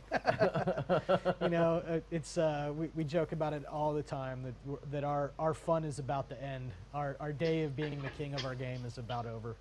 Man, there's a lot of people throwing up the Guardians. Yeah, it's a great way to. Yeah, it's a good thing to do. Actually, you do not want to come out here if you're that other well, team. I'm telling you, you're one or two EMP grenades away. Кстати, заметили физика? Вы заметили физика, как сейчас труп упал? То есть он не пропал как-то в текстурах, а он нормально упал. Как оно и должно быть, в принципе. Какую-то штучку поставил интересную. So, it's something that what you see from the game is players are. need to be able to use Pick 10 to build their classes so they have something on standby so they can deal with the changing threat of the battle and the environment. So you don't need all 5 of your classes. If you prestige, you can actually unlock up to 5 more slots. Use one of those slots, create yourself an anti-air class, Я create пока не понял, yourself an серьезно, что это за фишка. AGR class. You know, Вообще не понял. use the Pick 10 to equip up in great ways. And this team got rolled because they were not prepared to deal with that threat. You should expect to run into this kind of sentry gun. They just had a wall here of turrets and every other defensible item. I don't know, man. They were 1 EMP away from just basically annoying the hell out of that team, and they didn't take it. That LMG we see there, Такая штучка интересная, серьезно. Блин, я не понял по диалогу, что это за штука. It's the kind of the one you'd expect for, like, you know, to have. Oh, flip back to. Let's see. So you know, we're playing some round-based domination right here, and I think this is kind of a change. You know, domination's always been a 10-minute game, one round. Nice, that was awesome. That is my favorite hunter killer kills. And for those of you at home wondering how you're going to deal with the hunter killer, flak jacket. There's a counter. There's a counter for everything in this game. The second you find yourself freaking out about something, look for its counter. Now that's going to be a pretty good burst. Remember, if you want to send us your questions, at i1ame. Капец, что за демон играет, серьезно. Just like Hunger X321 did, he said, how's the spawning system in the game? Is it built to make the game faster paced or more conservative? I'm not exactly sure what he means by that, but I have to imagine that spawning is something you guys agonize over, you know, like crazy, and how to handle that. Yeah, in fact, a designer on my team, his name's Matt, he actually has spent the majority of this project. One of his tasks has been to constantly tune and fine-tune the spawning system. So at a very macro level, spawning works like such. We're trying to find a spawn that is not so far away from the action that you feel like you have to run forever to get back into the fight, but isn't so close that you feel like you're in immediate. Интересно, это, кстати, он бегал с дробовиком, который стреляет по 3 патрона, я так понял.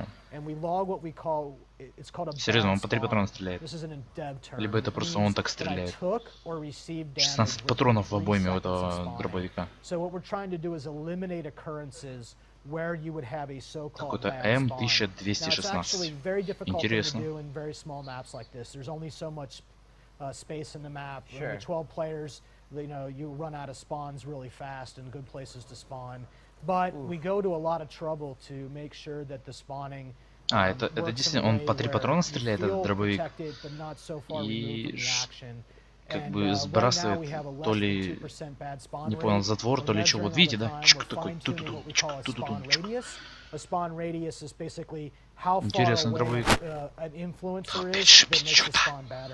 That's a lot of dev mumbo jumbo. We're working our asses off to make spawning good. You'd be surprised about the dev mumbo jumbo, how much the hardcore fans love to hear that, because they're thinking about that stuff too. You know? Yeah, I wish I could show you how that all works.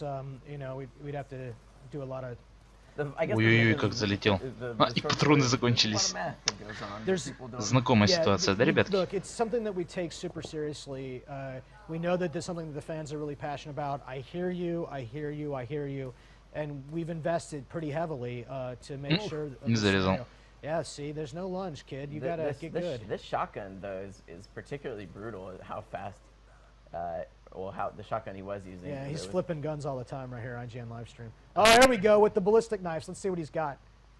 I think he's okay. There stab you go. one. Oh, stab 2. Oh, nice. Okay. Yeah, okay, that's no. He went conservative on that. He made the right call. I would have stabbed those. You get killed if you shoot and you miss because you're just really determined to get a ballistic knife kill. I really love that animation. Phil and his animation Black team. Jacket totally saved that guy. Yeah, for sure. Really cool animation, and he flips the knives up in his hands like that. Phil and the animators, the weapon animators, did a really fantastic job making these things have some personality. This is just like Nuketown is basically a big pile of bodies, really. Oh yeah, I mean that's the thing is it's one of the most insane maps. It's actually surprised me when I found out that like this. Это пистолет B23R. Overwhelmingly demanded. I mean, granted, Рафика, короче. art style of it has always been like made it super stand out because it's like one of the only maps with that very distinct kind of cheesy 50s aesthetic to it. But I don't. Like I said, there's some things I don't get.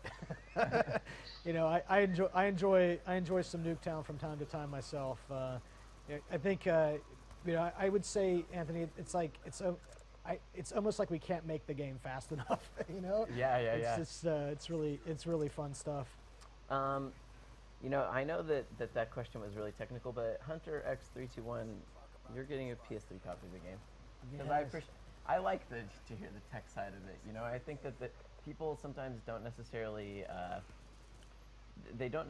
appreciate how much effort and care goes into you guys agonizing over how to, like, even the smallest changes, how that's going to have like a cascade effect. You can say that about everything in the game. I mean, the spawning's just one example. There's a lot of agony involved everywhere. This is a studio really passionate discourse, so the conversation. Ну, сейчас должен быть козырный ядерный взрыв. После каждой карты на Нюктауне из Black Ops 1, из Black Ops 1, кто помнит, все время ядерный взрыв был.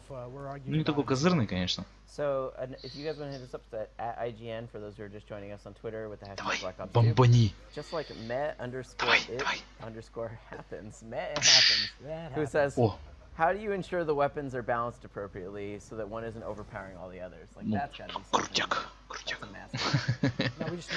Крутяк. Крутяк. Так, их выключаем и смотрим чатик. Смотрим чатик.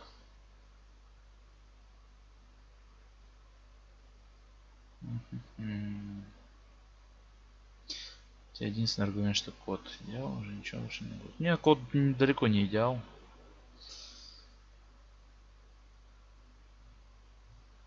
После Frostbite можно графику обсуждать. Я вот тоже думал, как можно после Крайтека 3-го можно графику обсуждать. Серьезно. Когда все изменения можно нанести патчем. Бабло, понимаешь, Махич? Бабла охота. Разработчиков можно понять. BF3 мыльный графон. Не, в BF3 прикольный графон. BF2 геймплей. Не, в BF3 тоже прикольный геймплей. Это, понимаете, просто это две разные игры. Один глобальный шутер, другой казуальный шутер. И как бы это шутеры, но их как бы сравнивать очень сложно, очень сложно. Пушка на УЗИ. Да-да-да. Hellfire имба. Это точно. Это точно.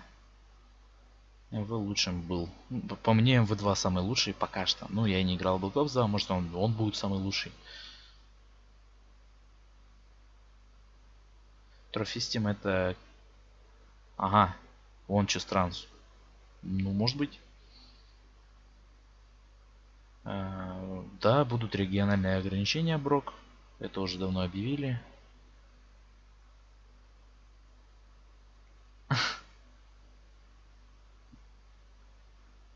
Предпоследняя мапа напомнила убогий Warface. Это да. Не обновляемся. Окно норм. Нормально. Это менюшка с игроками один в один, как Crysis 2. Но я не играл в Crysis 2 мультик. Да вообще ни в один Crysis мультик не играл. BF3 равно BF2 плюс мыло. В i1ame не согласен с тобой. BF3 прикольный, но он мне надоел уже спустя 300 часов геймплея. Он действительно подзаколебал уже, так можно сказать. Против меня это Адольф стримит. Так, со стримом все в порядке. Давайте смотреть дальше. Опять карта. Как его? Не аэродрома какого? Забыл, блин, элементарное слово, серьезно. Как carrier, как его, блин, авианосец. Во, блин, авианосец. Смотрим. Is when you go into league play, you have a different set of creative classes that are not part of the progression system. So you can actually use any equipment, any weapon, any attachment at any point in time. And that's so you have a level playing field against everybody you're competing with. So if you want to actually try out equipment, a good way to do it is in league play or custom games. Now, the big difference with league play, of course, is you're being Да и посмотрите, взрывы просто охерительные. Не, вы видели сейчас? Просто действительно взрывы классные. Все четко, все обалденно.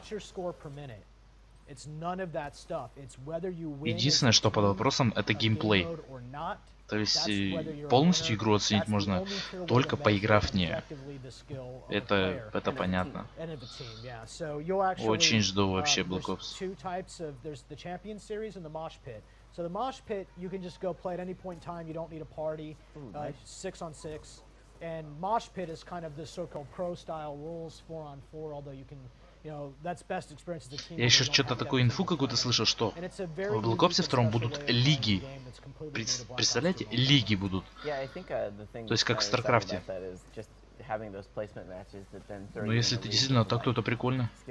Ну, посмотрим. Мне кажется, это непроверенная инфа. And I will say that when I did my placement matches, I was in the Iron League, which I know is not necessarily the best. It's you know what, it was the best for you based on where the game was at that point in time. Where I when probably you played, have the most fun too, right? You right. know. So don't be embarrassed or ashamed by the fact that you're an Iron. That's actually a better thing for you. Now, competition is fun at any level, right? So if the game thinks you belong in Iron, it's got you in Iron. You're playing against other people who are at your skill level, because the game, if you just constantly get your ass handed to you, hopefully we can say that on the live stream, then you have this scenario where you're just constantly getting steamrolled, and in fact that cannot be fun. Right. On the flip side, if you're actually just constantly kicking the other guy's butt all the time, even that will stop being fun after a while, because Опа, пролагала чутка. The game's fun when you win or almost win, and you have those close battles, right? You remember those moments. A good matches, yeah. It's like in sports, right? No one sweeps are occasionally fun, but eventually you want to see a really intense one. That's right. And league play gives you the best hope, because it's using skill-based matchmaking as its principal method of trying to figure out who you should play against. Now, of course, you can only play against the people that are currently online to play against at that point in time. But there's going to be a lot of people playing, so there's some good opportunities 5-7. some matches at your skill level. I also, I think another. Ножик, посмотрите, какой ножик крутой. Нифига. Прикольный нож.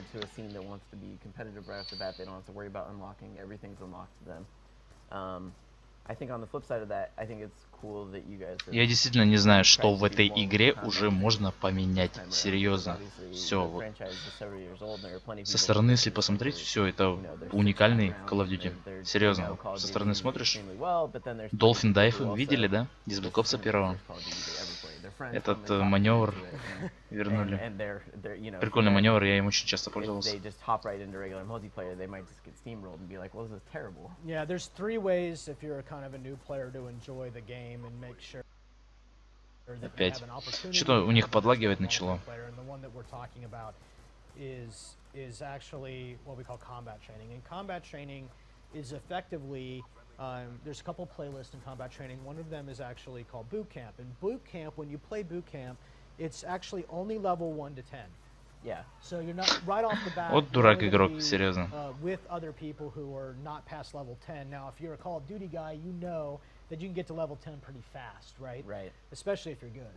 So it gives the new player a place where he will be in a game where it's only 3 other human players and 3 bots against 3 other human players and 3 bots. Говорят, можно будет появится тренировочный режим, как в первом Black Ops, но с улучшениями. То есть вы сможете играть с друзьями против ботов. Это очень прикольно звучит. Во-во, Thunderbolt видели? Он просто сейчас просто -4. Охренеть! А какие эффекты? Не, серьезно, красиво же. So when you're playing in boot camp, you're actually leveling up. Sorry, it's very easy to get distracted when something like that happens. Класс. Просто браво. Making sure he was focusing on that. Good framing. Good framing.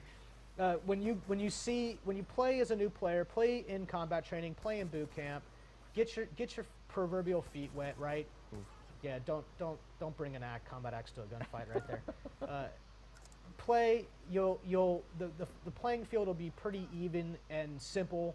You have a chance to be successful. You can rank up. Actually, you're not missing out. You're actually a good way to get started. And I think it's tuned really well right now where, you know, if you know how to use the controls, if you're, you know, can shoot it all, you'll have some reasonable success in combat training. That's a helpful start.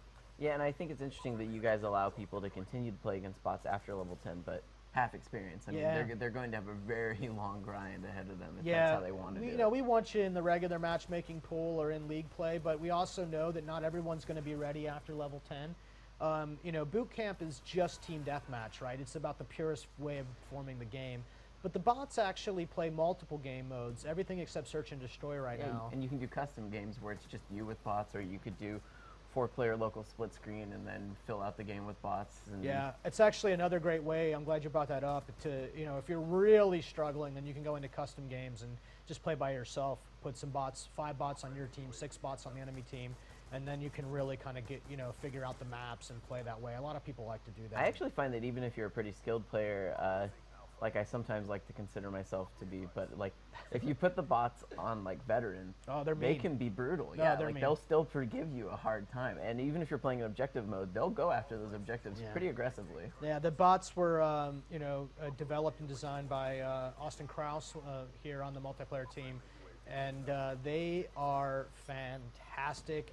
Lots of improvements to the bots in this, you know, making them be able to play game modes was a big deal. I was going to say, I mean, previously bots were kind of team deathmatch and free-for-all only in Black Ops. Yeah, and so now they have all these modes ahead of, like, I just feel like now, not only that, but you can assign them where you can play a custom game and then make it where the only class available is something crazy. Like, in my mind, I picture doing something with bots where I'm like, bots are only using throwing axes. О, УЗИ. Действительно, ребят, это Put УЗИ. them on the hardest difficulty and then see how I can fare against you know, murder machines. Murder machines. I like that nickname. I might have it. Почему-то здесь она называется SMEC. Вот опять Thunderbolt. Воу, shit. So sick, просто жесть. Охренительно. Где он там? All of that stuff is very deliberately and carefully placed inside every single map. Класс. It takes a lot of effort to get it right and make it feel good, also have it be effective. And it's kind of difficult to hear here while we're watching this from these chairs, but the A10's actually talking to you. The pilot is telling you, you know, how effective he is for you. So whoever called that A10, it's saying, you know, 3EKIA as it comes up and does damage for your team. So we want you to always feel connected to these score streaks, even if you're not personally controlling them. So just to circle back for a second, because some people, I guess, didn't catch it earlier. Remember, it's at i1ame with the hashtag Black Ops 2, just like David's Got Game said, or not, sorry, not David's Got Game, GB_Alex T says, can you guys explain the wild cards? And so I think that is something that bears repeating only because, you know, it's such a significant change, I feel like, you know, like, especially how it works with the Pick 10 system. Sure. So we're actually going to get back into the lobby. Так, давайте. Гляну чатик.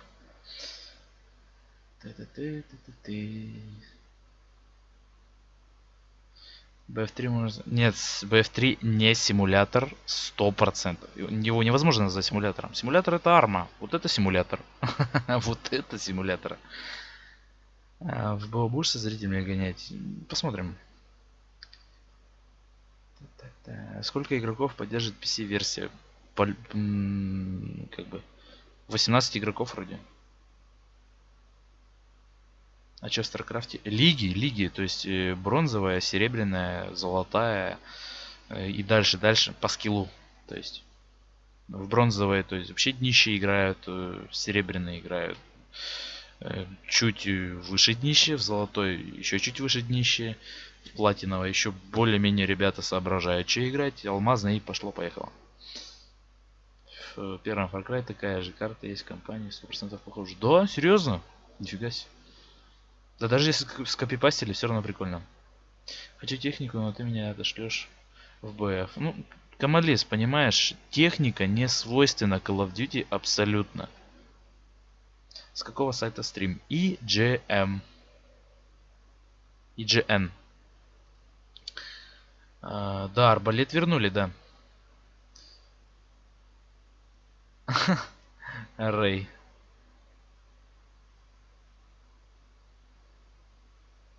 Medal of Honor ужасен, согласен.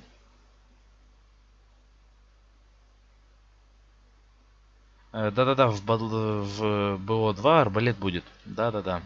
Like I have a class whose sole purpose in life is to Сидит, hack настраивает что-то. enemy equipment. So I am basically building a whole class specialized around Опять a шумит. very specific idea. I think it's a really fun way to use Pick 10 and the wild cards. Yeah, again, you know, create class has been something that, you know, since like. Нет, это специально они делают на стриме. Серьезно, это от них идет. Вы сейчас слышите, никаких нету звуков. Чертовы настройщики у них там.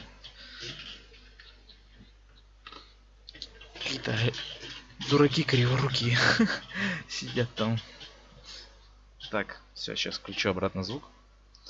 Бац. Вот еще одна карта. Серьезно, что ли? Нет, они заколебали.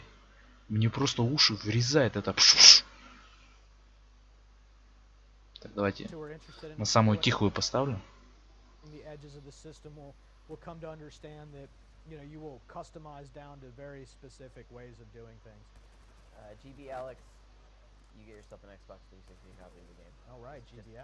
Минус 3, неплохо. Это, кстати, у него М27, Лиар из Battlefield, точно такая же. Прицел вообще классный. А, они сейчас играют найти и уничтожить.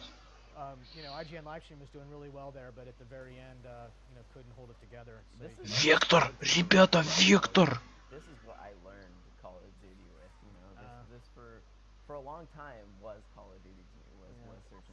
Это ж Вектор, мать его. Блин, я так любил Вектора в МВ2, ребята. Это же, блин, самый крутой ПП был для меня. Дикая скорострельность. Вообще дикая и супер точность.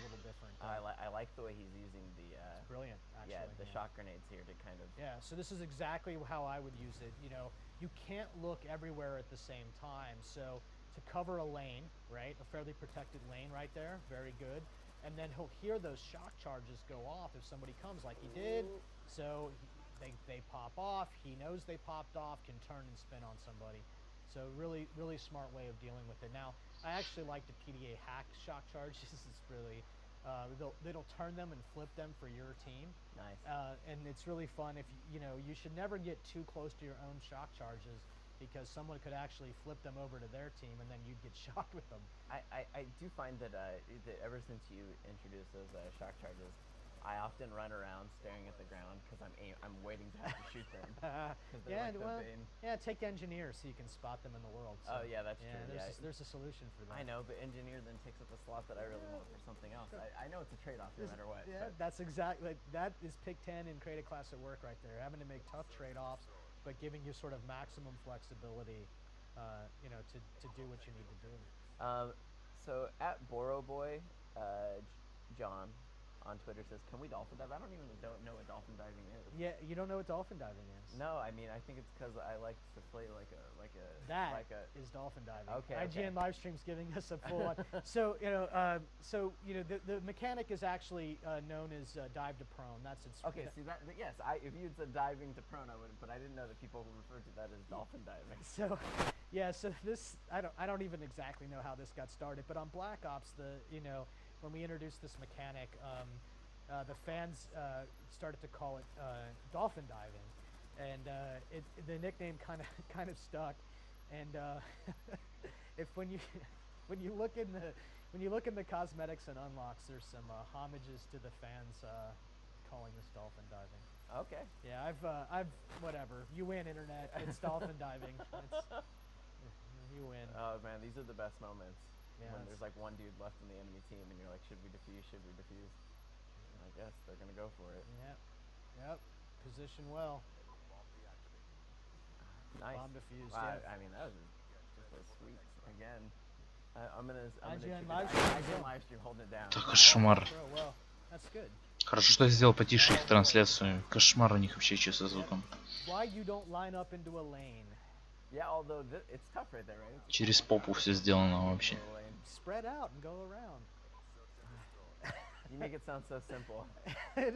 Well, it's easy to armchair quarterback. That's what podcasting's all about. Yeah, I mean, what is kind of like, speaking of podcasting, and the fact that there's live streaming built into, it. So what is kind of, and league play, like I know that you're a big advocate for the esports sort of scene. What is kind of like your dream for it? Kind of the series going forward in that regard. I've been really impressed by the esports community and the esports scene. IGN livestream going down fast in that round. The thing that I've found has been that you don't really understand this movement until you see it in person, right?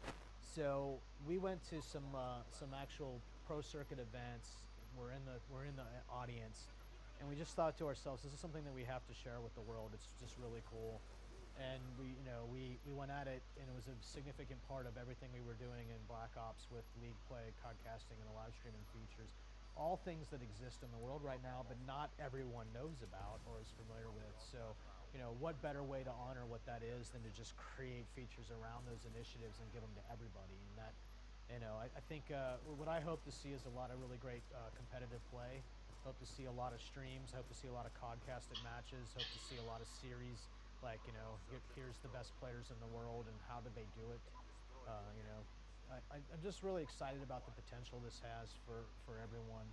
As far as league play goes, I mean, is there plans for you guys to do anything, like calling out the teams that are kind of, at the very top of their game? Absolutely. I would hate to give away the thunder of the kind of stuff that we're working on right there.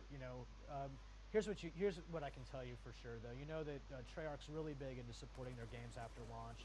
It's a significant thing that we do. We're super committed.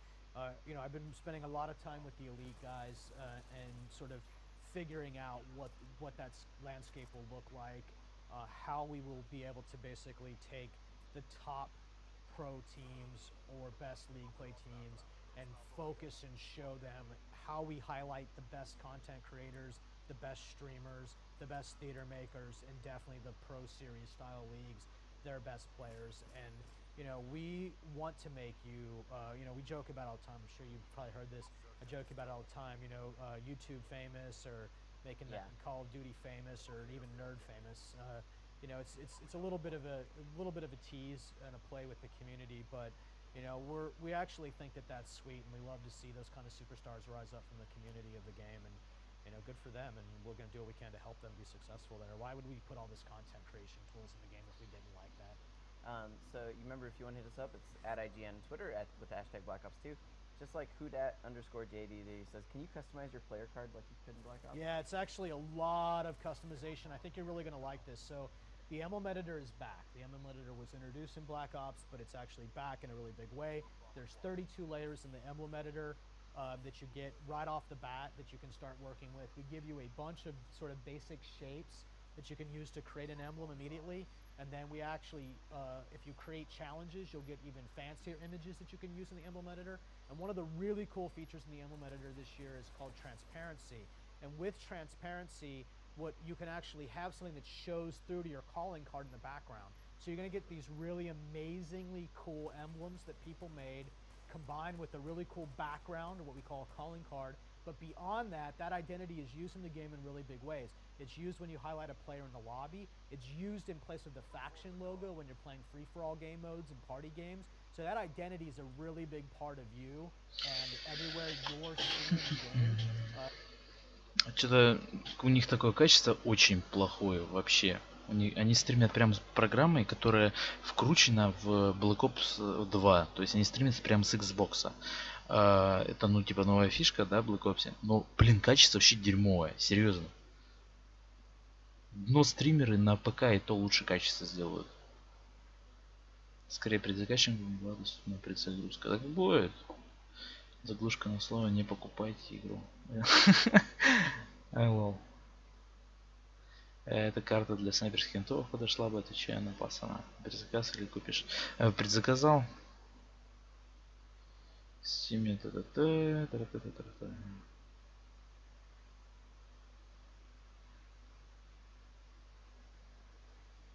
Ну все, ребят, хорош, давайте без всяких троллей. Троллей, малей, ролей.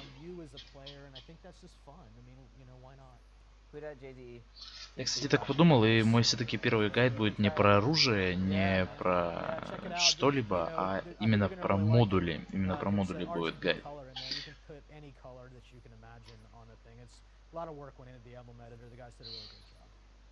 Потому что здесь очень много модулей для оружия. Вот если он сейчас выберет оружие, да, посмотреть, вы увидите, там оружие. А, нет, он же ничего не выберет. Опять карта метро. Экспресс она называется, но сразу же на глаза попадается, что это метро. Ой, не метро. Метро-то под землей, это электрички какие-то.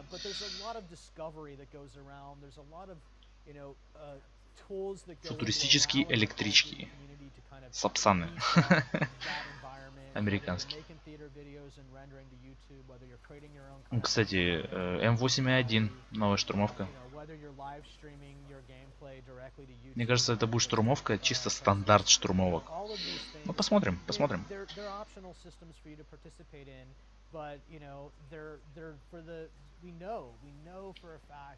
Осталось полчаса до конца трансляции. Ну и еще посидим минут 15, поговорим по поводу того, что мы увидели. He says, can you talk more about the live streaming from the console? Yeah, just announced this morning. You actually can live stream in League Play. You'll see the button called live stream. You simply click on that button, and then if you will have to have a YouTube channel, and you will simply turn live streaming on. The game will, contact YouTube and say, hey, I'd like to live stream my game, and it'll give you a URL. You can then share that URL socially, including some options for sharing it directly within the game. And then once you have about 10 people watching your stream, it'll actually activate. And it's in the cloud, so it's actually delayed, so that way no one could use this thing to cheat.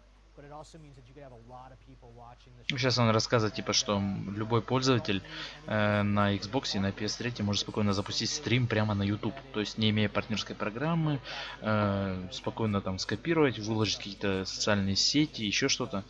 И спокойно стримить, настраивать задержку и все такое. Но, типа, говорит, сжатые настройки. Типа, ну, настройка будет у всех одинаковая. Поскольку сам Xbox имеет довольно-таки фиговые характеристики. Поэтому, ну, как вы видите, вообще запись не очень. То есть у меня сейчас качество стрима стоит вообще максимальное. То есть... Ой-ой-ой! Придурок прям под пояс залез. Вообще идиот. И... что там дальше хотел сказать? Как бы качество не очень, серьезно. Все равно, используя компьютер, качество гораздо лучше. То есть, ну вы видите, да, кубики иногда появляются, видно, проседает FPS иногда. Ну, недоработана эта фигня. Это фигня стримерская. Хотя это первая игра, в которой можно стримить спокойно, без каких-либо там компьютеров, всяких декодеров. То есть прям в игре бац, включил, все, стрим. Это прикольно, но хреново реализовано.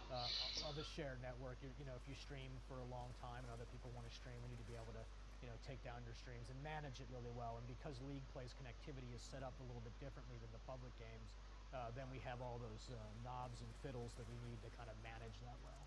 And then also, I know that even if you're not live streaming, you can still do the podcasting bit and then upload those videos to YouTube as well.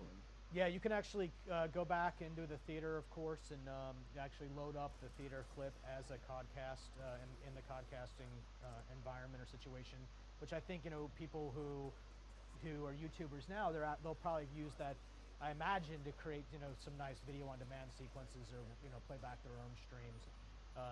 It's a fun way to, especially the map view and the picture-in-picture view, to kind of give context for why they made decisions in the game, other than just having to explain it from a first-person point of view. So Das Corey, thank you for helping us with that conversation. 360 copy of the game coming your way. We still got one 360, two PS3 copies away to give in our final half hour. If you want to have a chance to win those, though, you have to do send your best questions to @i1ame with the hashtag Black Ops 2. So another map I mean, sorry, not another map. Another question from another Twitter username. I think it's Kaxar. It's hard to say. Qaxr. I don't really know how to pronounce that. I wouldn't try. He says You, sir. He says, does each map cater to all play styles, or do some maps benefit the rushers and flankers while others Absolutely, benefit yeah. campers? Or... Well, campers. I mean, no. But listen, О, парень с миниганом ходит. Посмотрите, вот этот парень с миниганом. Мать его! Блин, он умер. Вот нубло, блин, вот мне дать миниган, все. ГГ. Он слился. Вот фидер, а. Maps like Turbine, which are very terrain-based, very open, very wide lines of sight, really good for long-range distance, so-called hard scopers, and LMG users. So you know it's about variety, but so you can't say that every map's great for every single playstyle. They all have a particular thing that they're Ого, опять что ли миниган? good at, but then even within that map, we В натуре, посмотрите, просто жесть вообще, боевик. Лол. Лол. Это походу киллстрик какой-то. Он набил его несколько раз, я так понял. But I don't think that no one map is just completely eliminates a playstyle entirely. So going back a second, another Twitter user named SquallXGamer says. О, тоже видели, какой прикольный прицел? И 3 точки. Классно. And it, you know, nice predator reticle right there. You can in fact save multiple emblems. I think it's 3 right now, and you know, and then you can apply those in different kind of contexts. Like you can use one for your league team, one for you personally, maybe one that you're working on but haven't finished yet, which you can then set aside later. So. Капец, не, вот этот вот парень, что сейчас стримит, в натуре нормально играет. Вот как он бросился под поезд несколько минут назад, просто... О, смотрите, смотрите, смотрите. Этот квадролет. Квадролет, сейчас он с него убивает. Ой, лошара, ой, лошара, дневец. Так, миномет. А, это типа миномета, ну как бы летит самолет и сбрасывает бомбочки просто. Ну, выбираешь 3 точки и 3 самолета, походу, пролетает и бомбочки сбрасывает. Ну, это понятно, это еще с первого Black Ops машина камикадзе.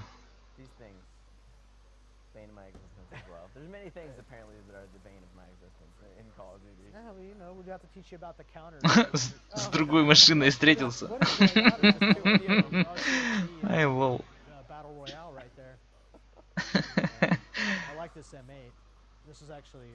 Такой, о, привет, Биби. Здорово, Биби. Как дела?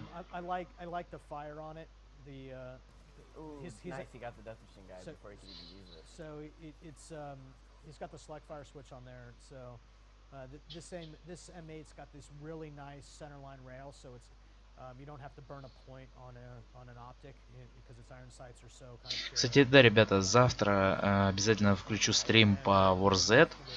Как приду с работы, сразу же включаю WarZ и будем везде играть в WarZ.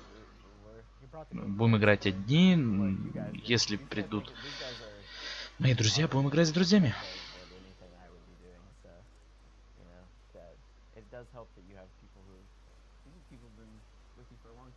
They've got some experience, a little, just a little. So yeah, another question from Twitter users, which if you want to be one of the people who we can answer your question, it's at i1ame with the hashtag Black Ops 2. His name is Don't Tut.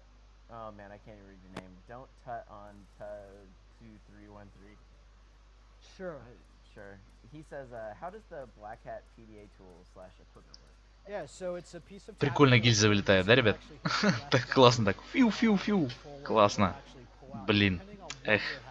Все-таки такие мелочи, а приятно. Так, давайте почитаю чатик. Все-таки мне ваше мнение очень интересно. Есть тут, скажем, обычная и дорогая с плюшками. Я дал 800 рублей, получается. Сам подумай, сколько ресурсов будет жрать БО2, если стрим будет в качестве хотя бы 720p. Да, согласен с тобой, Лимп PQ, но все равно я буду делать марафон с качеством 720p. как бы мне это позволяет компьютер. Эта игра к Steam привязана? Да, привязана. Курение. Прицел хищника. Прикольный, кстати, прицел. Да, слушай, он не бросился. О, тебе показали, что пояс убивает. Если стоишь рядом, притягивает к себе. Ой-ой-ой. Это по большей части рекламная игра. Они стараются показать как можно больше всего отвлекающихся.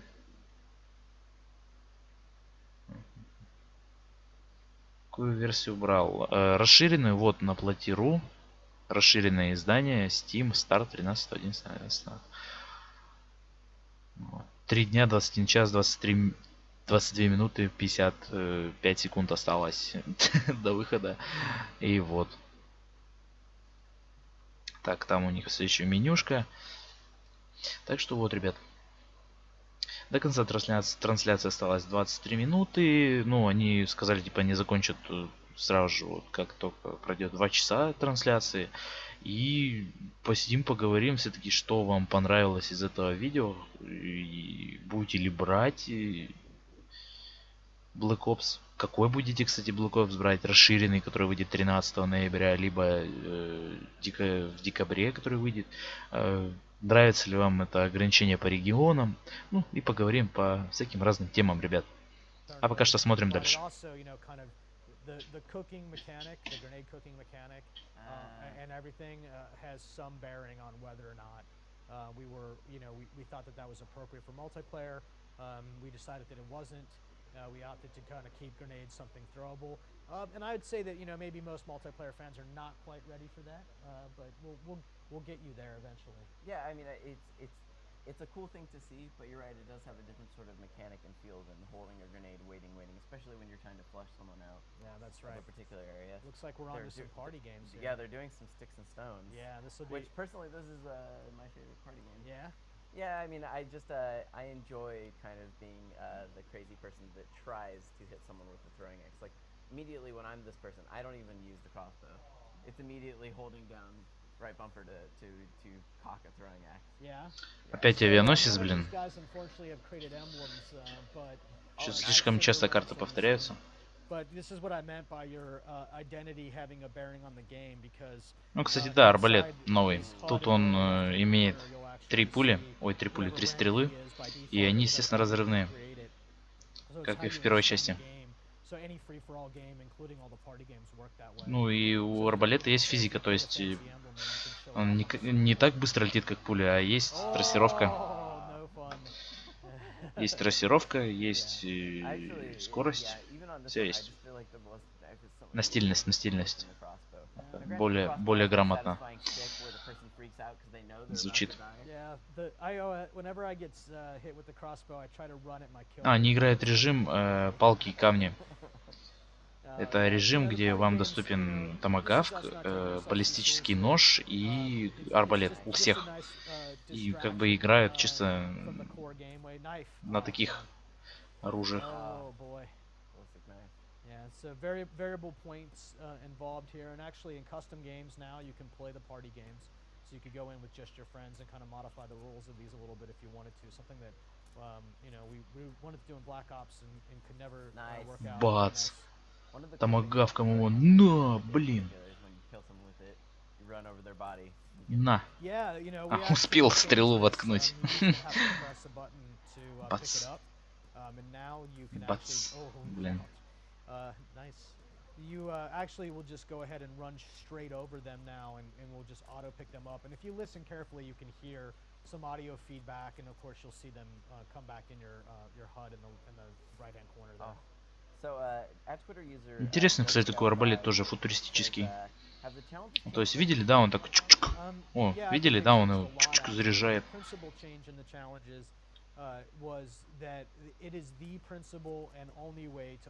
Прикольно, слушайте, прикольно.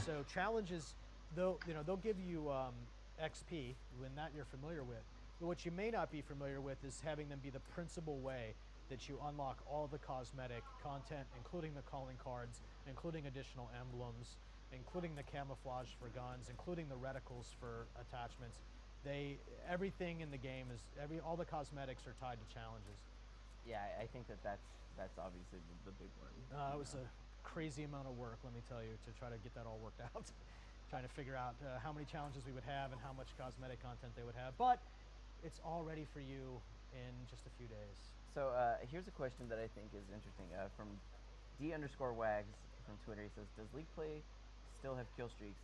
And if it does, can you turn it off? Yeah, in fact, I can turn it off, and in fact, it does currently have score streaks.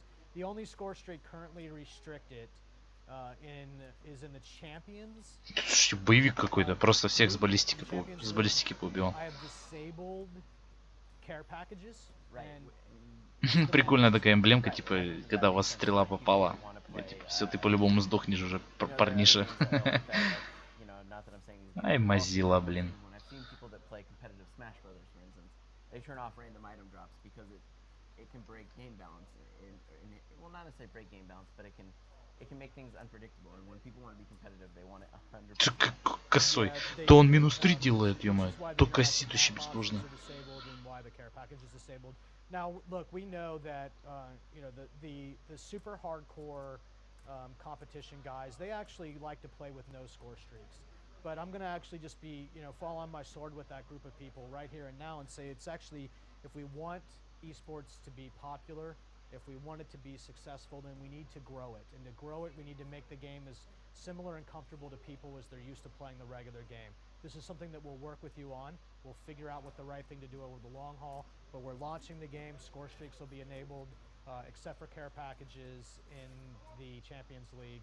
And we'll work together to figure out the absolute best thing to do. It's interesting to hear you talk about it like that too, because what, you know, if people aren't paying attention, what you're obviously saying is that you'll be monitoring all this as a team and thinking about it, like how you can change it even more. Господи, Yeah, it's easy to change. такие звуки у них вообще. Anything in the game from being available in League. Меня аж напугало. All of score streaks. I could go back to my desk and do it in about 6 minutes. It's a piece of cake. So what I'm interested in, though, is trying to get some critical mass. I would like the world to experience what many of you already know to be awesome. And to do that, I think that we're going to need to go with score streaks out. И это дно на первом месте. О боже, вообще. Live stream with your first place victory. So thank you very much, D_Wags, for talking about that, because actually I think that's a really cool thing that I don't think people will necessarily realize, that you can tweak things so on the fly. Yeah. You know, like I think, you know, people have this idea that's out. Once it's out, this is how it's always going to be. Obviously, you guys are going to always be examining the numbers that are coming back. Ладно, не базарят. Сейчас посмотрим. Ой. Сейчас посмотрим чатик. Чатик.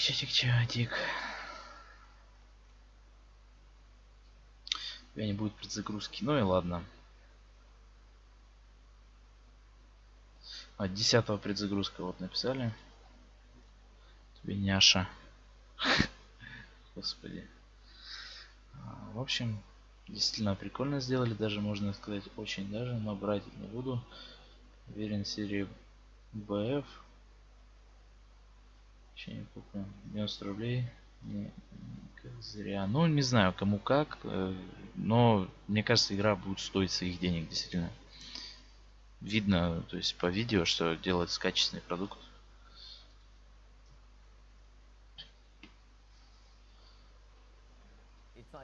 И посмотрим, что будет по геймплею. Посмотрим. It's very complex legally, I'm sure, with the wiretapping this and. Я так понял, сейчас будет последний матч. Therefore, you don't have those problems. In podcasting, though, can you drop into the conversation between the teams? You can, but the voice isn't recorded, so that's why you can still do that. So it's called listening. It's actually a feature of podcasting where the podcaster can actually take an entire team and then hear them work together. So he can hear it, and he could talk about the things that they're talking about. And you could hear it if he was actually streaming his video or something. Sure. But I'm saying, as far as his video that he puts up on the podcast, you know, like where people go and watch his podcast eventually. Yeah, go back. He can talk about what he's hearing, but you won't hear the dialogue. That's right. He could only do that. The audio from voice over IP or chat is never recorded in the theater at any point in time, including casting. Вот играет Грандмастер. Как бы убиваете кого-то, другую пушку берете. Еще убивайте другую пушку.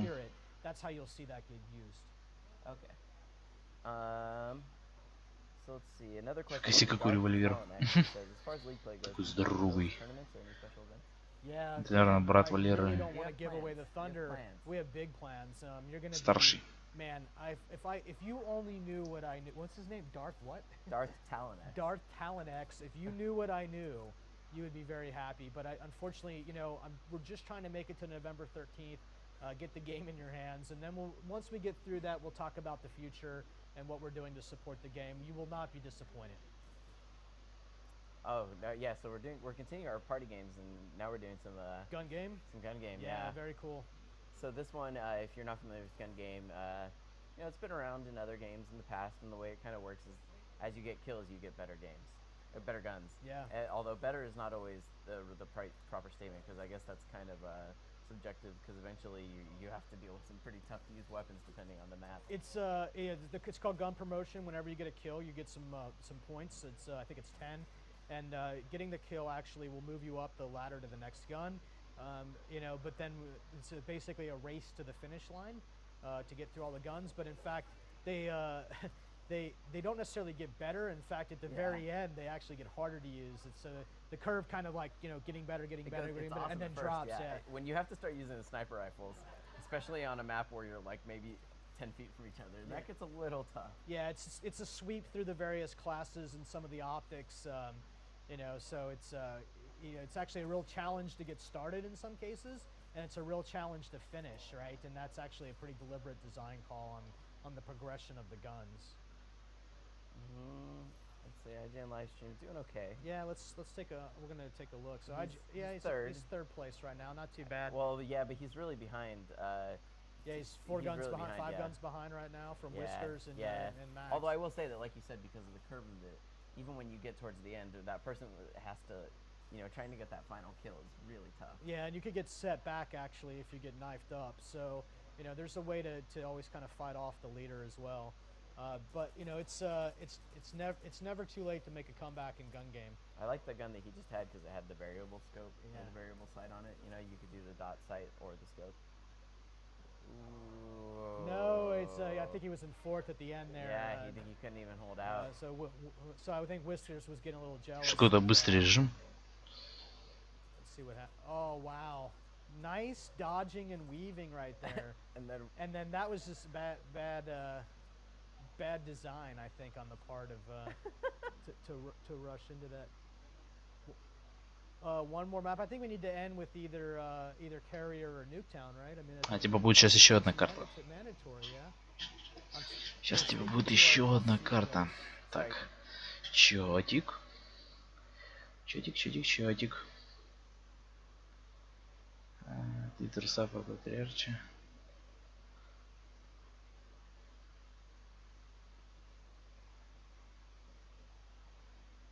Да.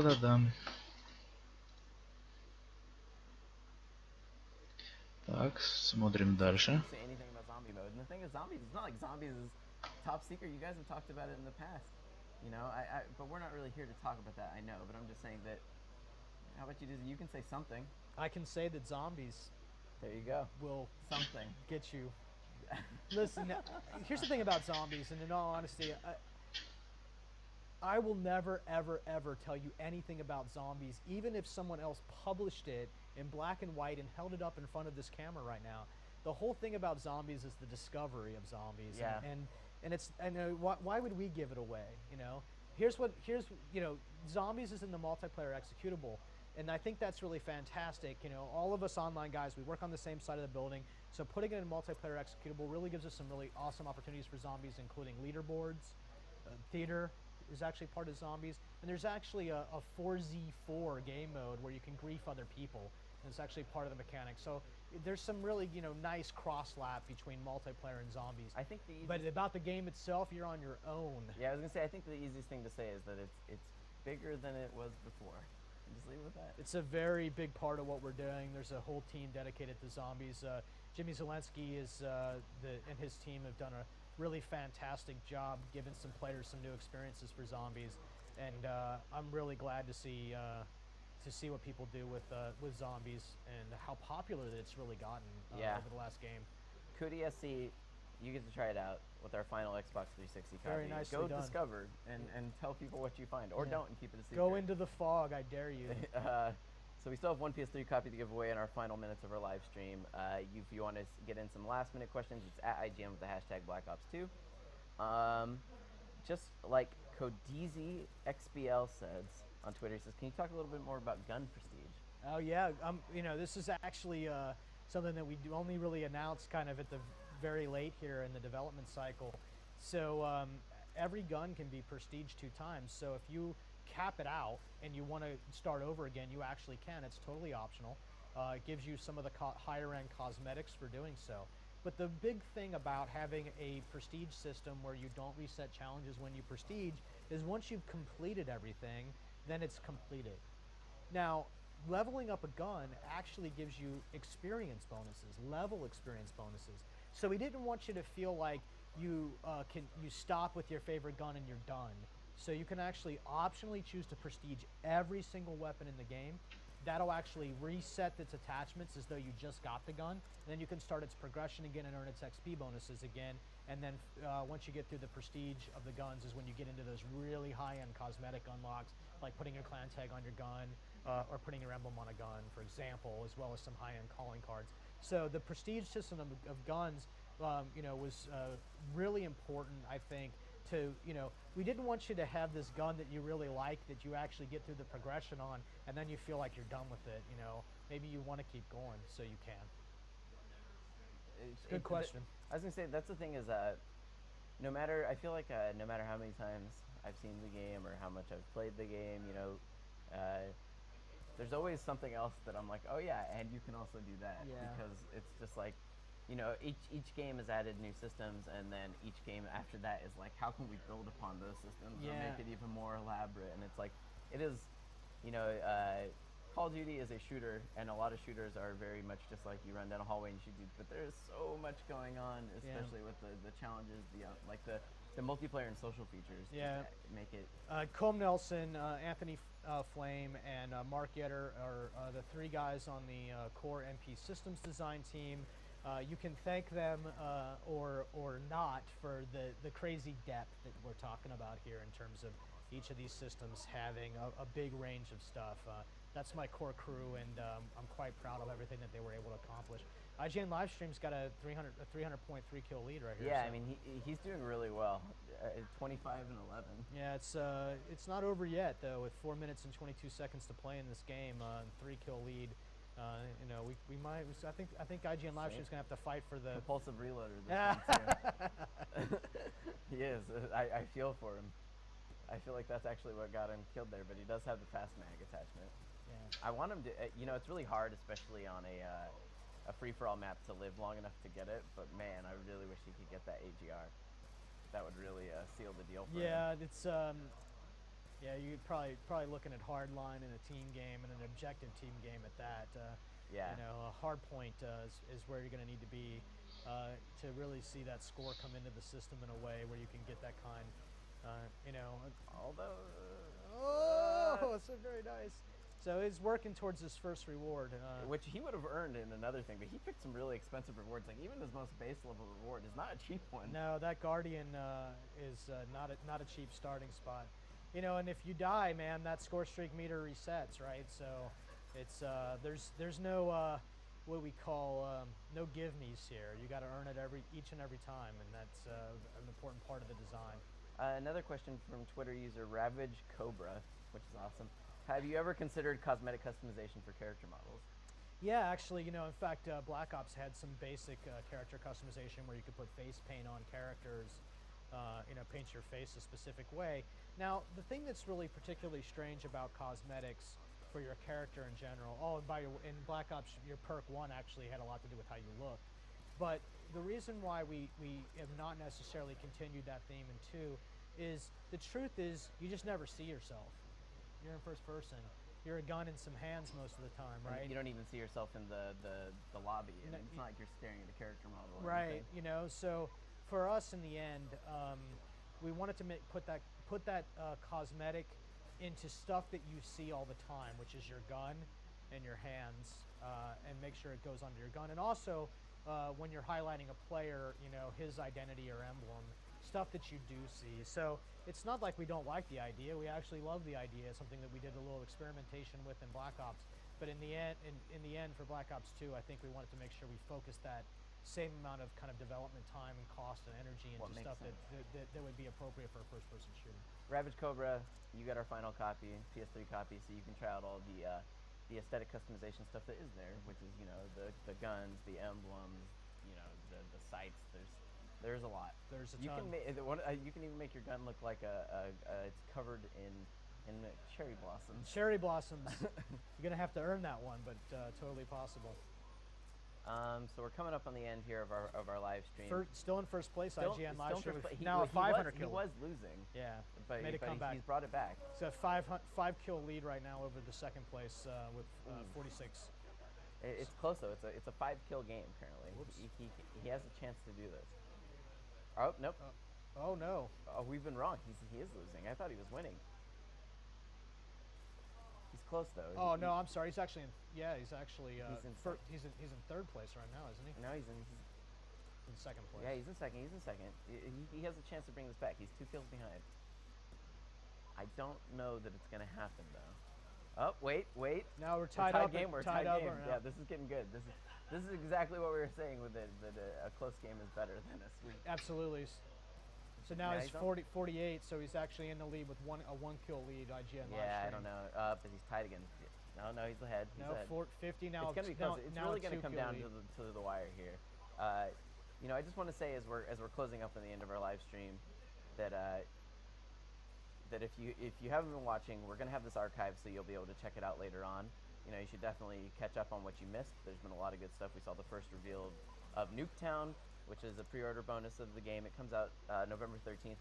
And if you want to ultimately find out what IGN thought about Call of Duty, which I'm sure you do too, you can do that at 12:01 a.m. Pacific Standard Time, November 13th when the game comes out. That's when our full review with a video review will be going up. So, written by yours truly. Yeah? Yeah, written by me. IGN live stream won that game in first place by a narrow He did, but he brought it together. Ну, получается как-то так. For a little bit in the middle to make it exciting. for drama. Yeah, for drama. Yeah. Just to close us out on kind of. Yeah, very nicely done, IGN live stream. Way to go. I know. Yeah. So, Dave, thank you so much. Yeah, for your man. time, Thank guys. you so much for coming. Guys, hope you liked the live stream. Yeah, everyone should check out Call of Duty Black Ops when it comes out November 13th. And for more on Call of Duty, you guys should always keep it locked to IGN. And we're out. Все, как они и говорили. И весь стрим был проведен чисто программой, встроенной в сам Xbox. Привет, Unheard. Стрим идет уже 2 часа. И он подошел к концу, ребята. Unheard, я залью повтор обязательно на YouTube. Так что вот. Спадки ушли, что ли? Конечно. Ты чего? Час ночи по московскому времени. Что-то это некрасиво. Ну, анимация прикольная. Цвета в игре просто вырви глаз. Обалденная комбинация цветов. И Unheard, не переживай. На канале на YouTube. Вот, пожалуйста. Подписывайся, я запишу обязательно вот, и все, кто пропустили, ребят, подписывайтесь на канал, я обязательно запилю вот. Ну что, ребята, посмотрели мы Call of Duty Black Ops, как ваши, как впечатления? Давайте, рассказывайте. Давайте я включу вебку, чтобы поддержать еще как-то зрительный контакт. Давайте, делитесь впечатлениями, что, как вам там по видео понравилось, нет? Мне лично доставило так хорошие впечатления. Действительно, очень даже, мне кажется, очень даже неплохой продукт получится. Остается верить только в то, что оптимизация будет действительно нормальная и не будет никаких проблем с выходом игры. Например, как в МВ2. То есть большинство игроков помнят, как вышла МВ2. Она вышла идеально. Вообще не было никаких проблем. Ни с сервером, ни с оптимизацией. Вообще все было прикольно. Все помнят, как вышел Black Ops. Через жопу всех лагало, сервера улетали, все было плохо. Будем ждать, посмотрим, что будет у нас с Black Ops 2. IOE.74 такую жесткую критику выдвинул. Говнище. Будет как бы через месяц сыграем. Посмотрим, Хас 1337. А мне тоже режет глаза, в общем, норм. К сожалению, качество стрима у них было не очень. это жаль. Сколько я подготовил именно к хорошему качеству. Надо было сделать точно такое же дерьмовое качество. Наверное, было бы нормально все. И не напрягаться по этому поводу. Заканчиваю уже стрим, я отвечаю, вот заценить хочу. Как дела с читерами в код? Так-то с читерами в код дела все отлично идут. Игре i1ame, извиняюсь, если я неправильно твой ник прочитал, но действительно в Call of Duty все читера забанены. Все, понимаешь? Если ты видел где-то читера и продолжаешь их видеть, то ты можешь уже с уверенностью знать, что через неделю, через две он пойдет за новым ключиком. Трясти у своей мамки денежки на новый ключик, либо откапывать где-то с других ресурсов.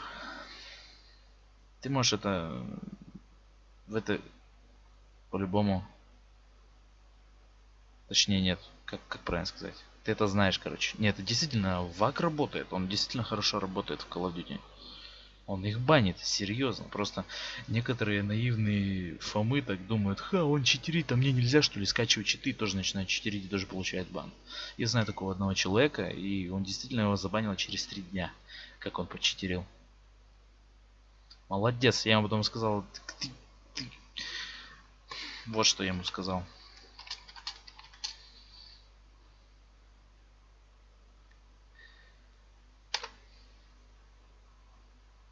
Вообще слов нету.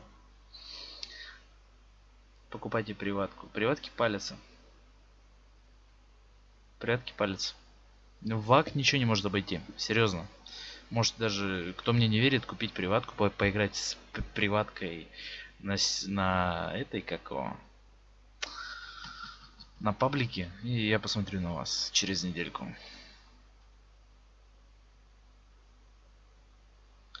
Невидимо окно слишком мелко. А, точняк. Ну давайте я включу вот так вот.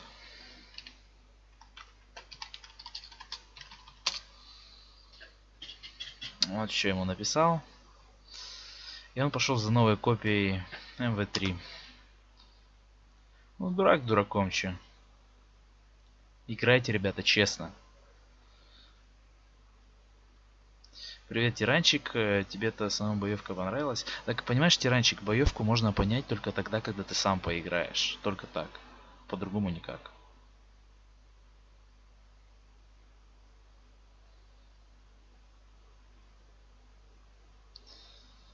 Вот. А так, действительно, впечатление у меня лично после просмотра данного стрима, то есть двухчасового, вполне положительное. И остается только такой потайной страх за эту игру, действительно, что опять накосячат с оптимизацией, ну вот такие как бы. И вот. Ну, говорят все-таки разработчики, что действительно она, Black Ops 2, будет выглядеть гораздо красивее, чем на консолях. По причине DirectX 11. Посмотрим, ребята.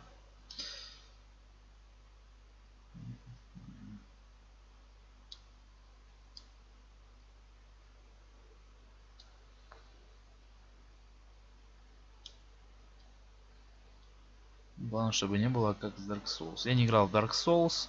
И Рэй, пиши нормально. Тут не Dota, чтобы писать транслитом. Пожалуйста. Ну что, ребята, я надеюсь, вам понравилось. Я надеюсь. Жаль, что нас было мало так. Но все равно. Посидели, посмотрели, поорали. Приблизительно поняли, что у нас будет такое Black Ops 2. И я надеюсь, что большая часть зрителей посмотрит повтор на YouTube и на Твиче. Но все-таки это интересный действительно контент. И что ж, на сегодня, я думаю, все, ребята. С вами был i1ame. Всем спасибо, кто был. Всем удачи и покидо. Завтра, ребята, Warzone. Как только приду, сразу Warzone. Будем играть весь день. Warzone, выживать. Прям с нуля. Кстати, да, с нуля будем играть. То есть у меня там персонаж вообще голый. Будем играть с нуля. Все, давайте, ребят. Покеда.